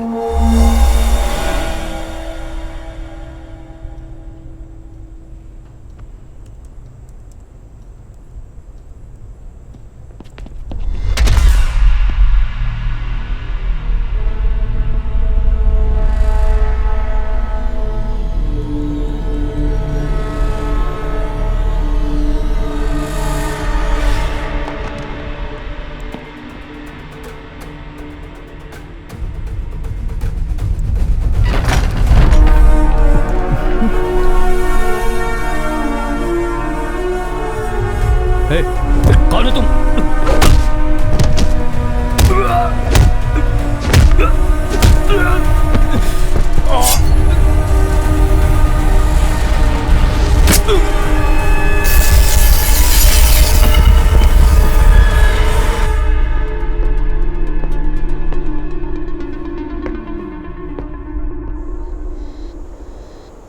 वो सिर्फ आपके साथ नेगोशिएट करेंगे सर, आपको अकेले जाना होगा। बिना हथियार के। ये बात मेरी समझ से परे है कि डॉक्टर शक्ति को आपसे इतना लगाव क्यों है।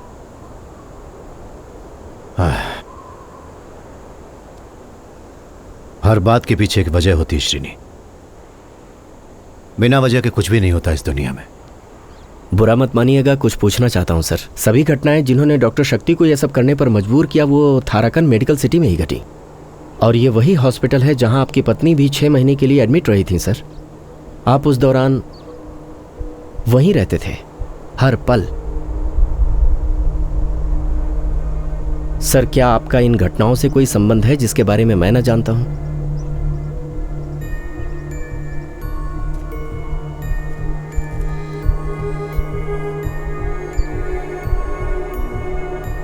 Nothing is white, nothing is black.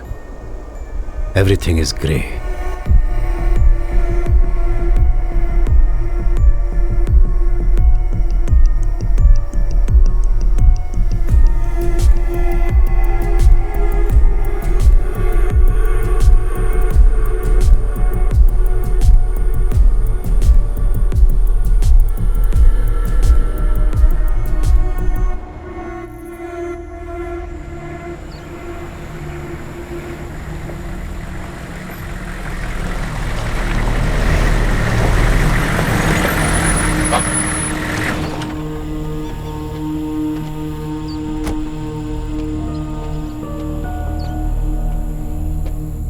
Hello sir, I am Shreya.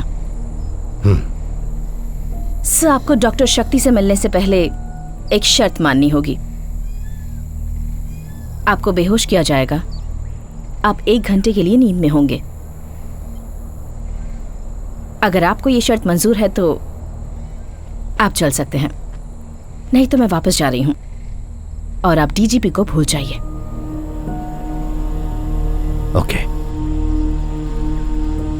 मैं चलूंगा। Good, let's go. आप कुछ वक्त के लिए ट्रांस में चले जाएंगे।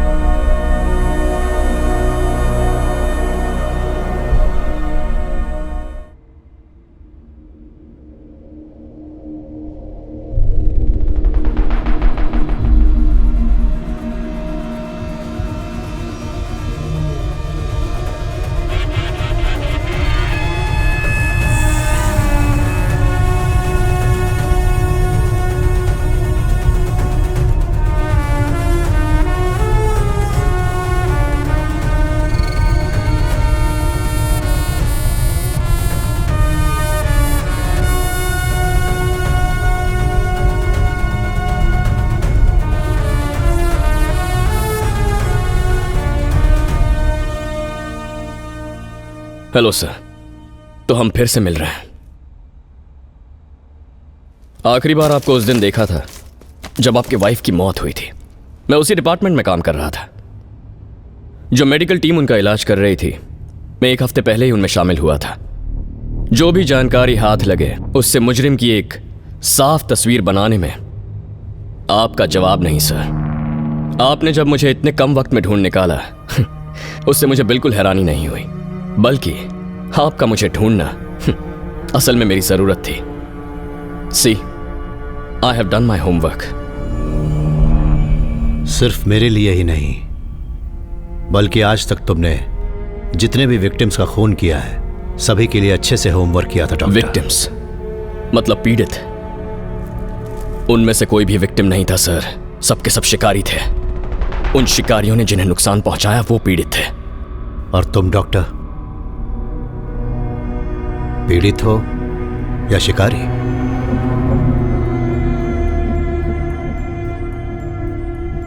मैं दोनों ही हूं। हम सभी में दोनों बसे होते हैं, एक ही पल में पीड़ित, दूसरे में शिकारी। मैं एक बार डीजी को देखना चाहता हूं। घबराइए मत, वो सुरक्षित है, पर ज्यादा देर नहीं रहेंगे। आप पूरी पुलिस फोर्स में सबसे सही इंसान थे नौकरी छोड़ने तक। एक तरह से आप कानून का प्रतीक हैं। तो आज आपको साक्षी मानकर मैं उस स्टेट पुलिस चीफ को सजा दूंगा, उसने किए हुए घिनौने जुर्म के लिए। घूर क्यों रहे हैं सर? यह इंसाफ देने का मेरा तरीका है। सर, दुनिया में इंसान को सिर्फ एक चीज कंट्रोल कर सकती है, डर। वो डर जो हम सभी के अंदर होता है, बल्कि भगवान में विश्वास करना भी एक तरह का डर ही है ना। जो इंसान गुनाह करेगा उसे मुझसे डरना होगा, क्योंकि अब से डर का नया नाम है डॉक्टर शक्ति Ramaswamy.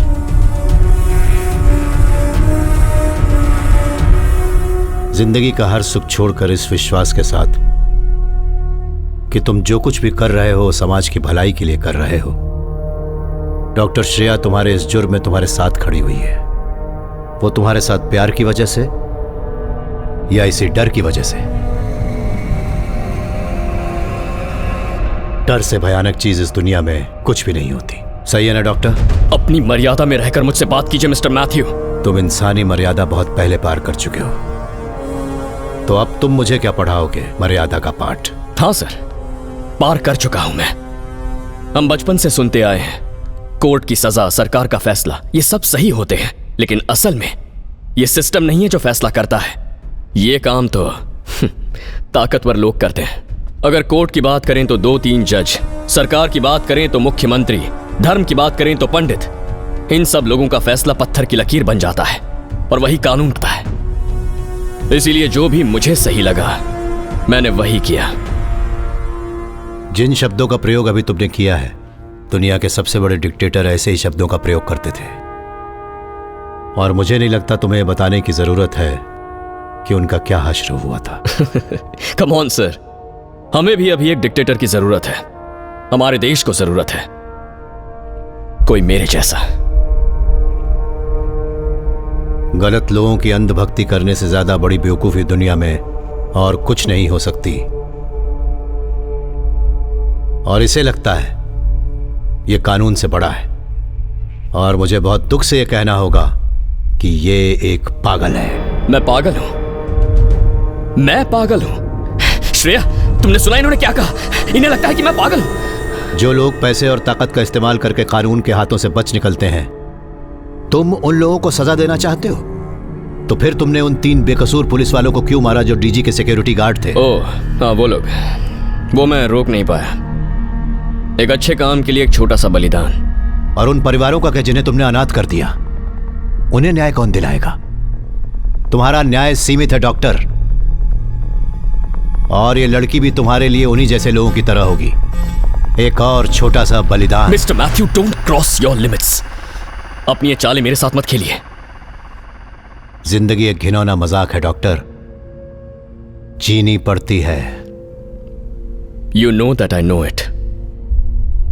Yes doctor, I know that you know it. मैं भी अब तक इसी दिन का इंतजार कर रहा था कि कब तुमसे मिलूंगा।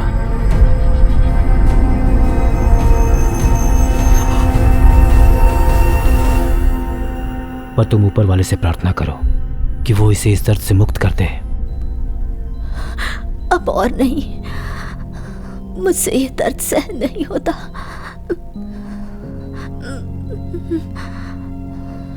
मैं तुम्हें इस दर्द से आजाद कर दूं?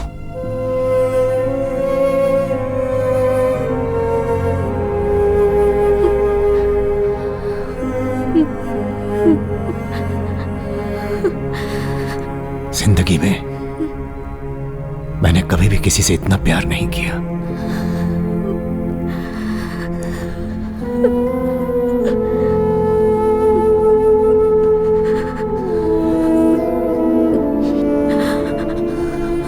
मेरा सपना अधूरा मत रहने देना।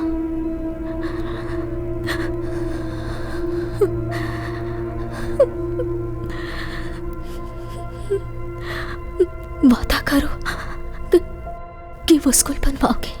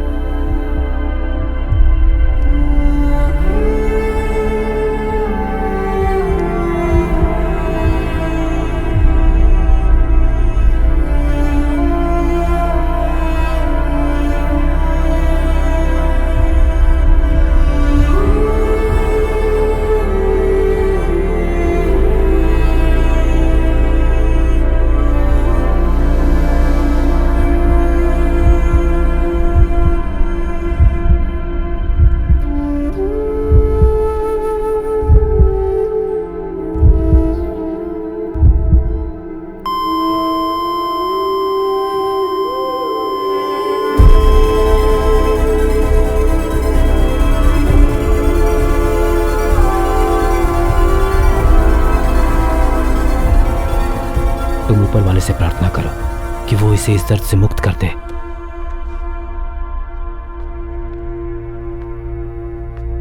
आपकी पत्नी की मौत के बाद मुझे एहसास हुआ कि आपका फैसला सही था। अगर सोचा जाए तो आपने भी वही किया जो इंसाफ था। आप बिल्कुल मेरे जैसे हैं, इसीलिए मैंने सारे सबूत मिटा दिए।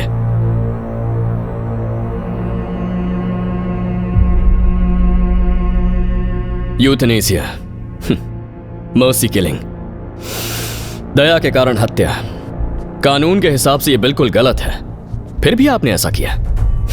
मैंने भी तो वही किया ना। वो मुजरिम जिन्हें हमारा कानून सजा ना दे पाया, वो दरिंदे जो मौत की सजा के लायक थे, मैंने उन्हें मारा। बल्कि आप ही की तरह मैंने भी कानून तोड़ा है। अब बताइए मुझे, हम में से विलन कौन है? आप हैं या फिर मैं? तुम गलत हो डॉक्टर। हम एक जैसे बिल्कुल नहीं।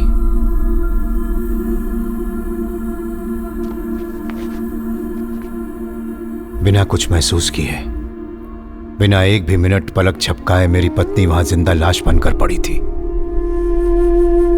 और थोड़े वक्त के लिए जब भी उसे होश आता, तुम भी जानते हो कि वो किस दर्द से गुजर रही थी। उस दर्द में भी वो मुझसे पूछती रहती कि हमारी बेटी कैसी है। उसे मालूम था कि वो उसे फिर कभी नहीं देख पाएगी, फिर भी वो पूछती ही रहती। और जब मैंने पूछा कि क्या मैं तुम्हें इस दर्द से आजाद कर दूं, वो मेरी तरफ देखकर मुस्कुराने लगी। उसकी आंखें बंद हो रही थी, सांस भी नहीं चल रही थी। मैं वहां खड़ा देखता रहा और तब मुझे एहसास हुआ कि दरअसल प्यार की आखिरी मंजिल मौत होती है। I killed her out of love. You kill people out of hate. हम दोनों एक दूसरे से बिल्कुल अलग हैं डॉक्टर। बस बहुत हुआ मिस्टर मैथ्यू मंजूरन। मैं आपको यहां जिस लिए लेकर आया हूं वो होकर रहेगा। अब बैठ जाइए। श्रेया, नजर रखो।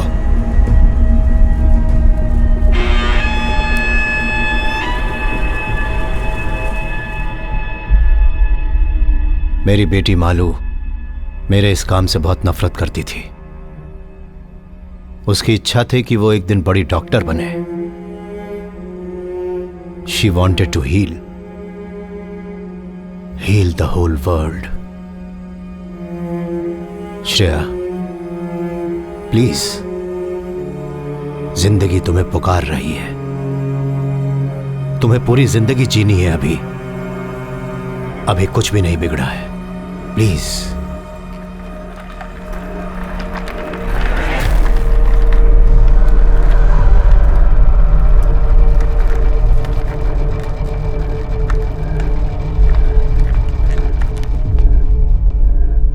इस आदमी का काम था आम लोगों की जान की रक्षा करना, उनके अधिकारों की रक्षा करना, पर इसने ऐसा नहीं किया। एक बहुत ही नेक इंसान था जिसका नाम था खालिद मुस्तफा। इसने मारा उसे। नहीं मैथ्यू, नहीं। उसकी मौत एक राज बनकर रह गई। केस फाइल करने वाला भी कोई नहीं था। कम से कम तुम तो मेरा यकीन करो। जब मुझे लगा मेरा बड़ा नुकसान होने वाला है तो हॉस्पिटल जाकर मैंने खालिद को मार डालने की धमकी दी थी, लेकिन उसकी मौत से मेरा कोई लेना देना नहीं है। वो एक्सीडेंट असली था। मैं सच बोल रहा हूं। मेरा यकीन करो बातियों, प्लीज। पर मुझे तुम पर यकीन नहीं। डॉक्टर, मुझे गुस्सा मत दिलाओ मिस्टर। प्लीज। मैंने कहा मुझे गुस्सा मत दिलाओ।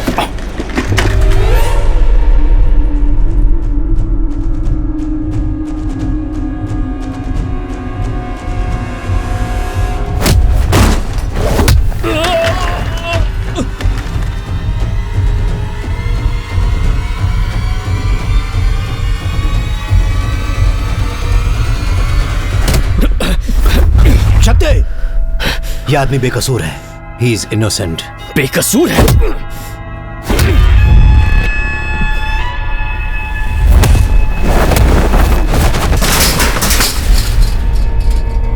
डॉक्टर, प्लीज मेरी बात सुनो।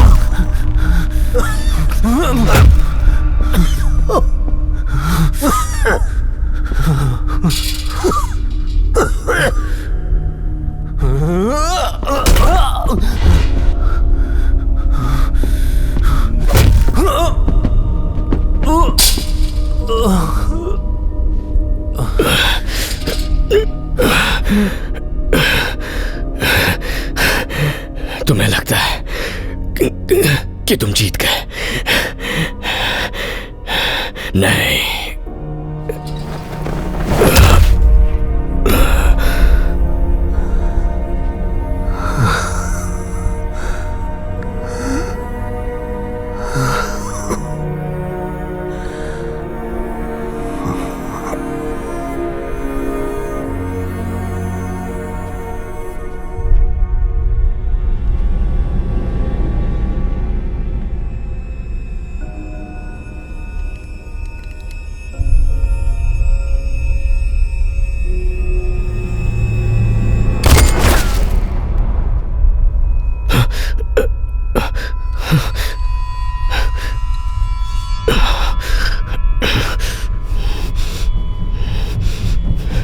श्रेया,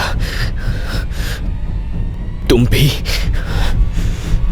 अब मैं तुम दोनों को नहीं छोड़ूंगा।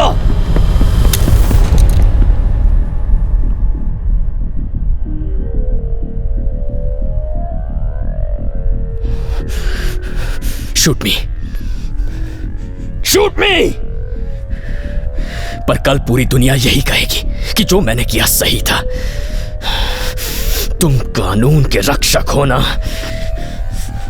अगर हिम्मत है तो चलाओ।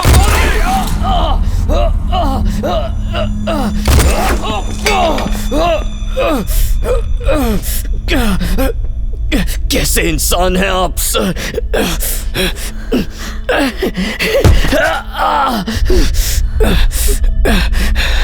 अभी भी कानून के हिसाब से चल रहे हैं आप। खत्म क्यों नहीं कर दिया मुझे? इस दुनिया का यह दस्तूर बिल्कुल नहीं है मिस्टर शक्ति कि एक इंसान किसी दूसरे इंसान की जान ले ले। तुमने मुझसे पूछा था ना कि हम में से विलन कौन है, तो हर विलन में एक हीरो होता है और हर हीरो में होता है एक विलन। तुम एक अद्भुत डॉक्टर हो। तुम्हें न्याय की वो समझ है जो दूसरों में देखने को नहीं मिलती। अगर तुम अपना दिमागी संतुलन ठीक कर लो तो बहुत आगे जाओगे।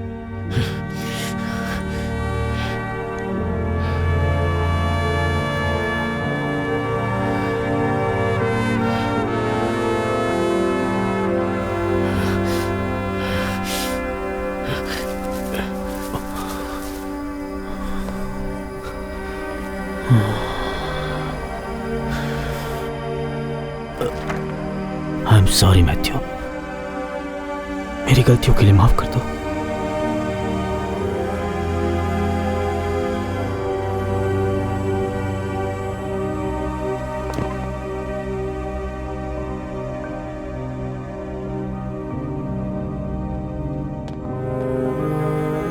सर,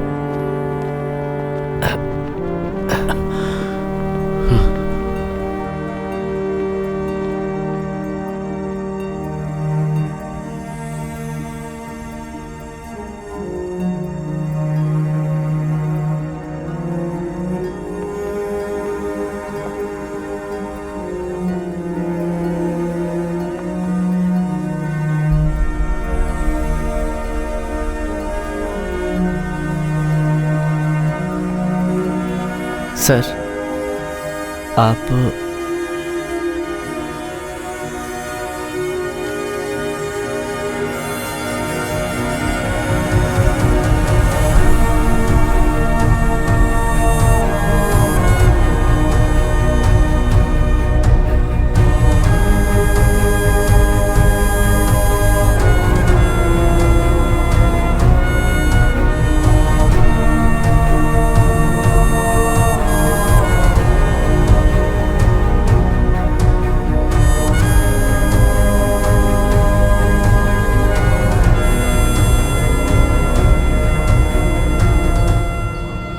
अब आज से शुरू होती है मेरे सपनों की एक नई यात्रा।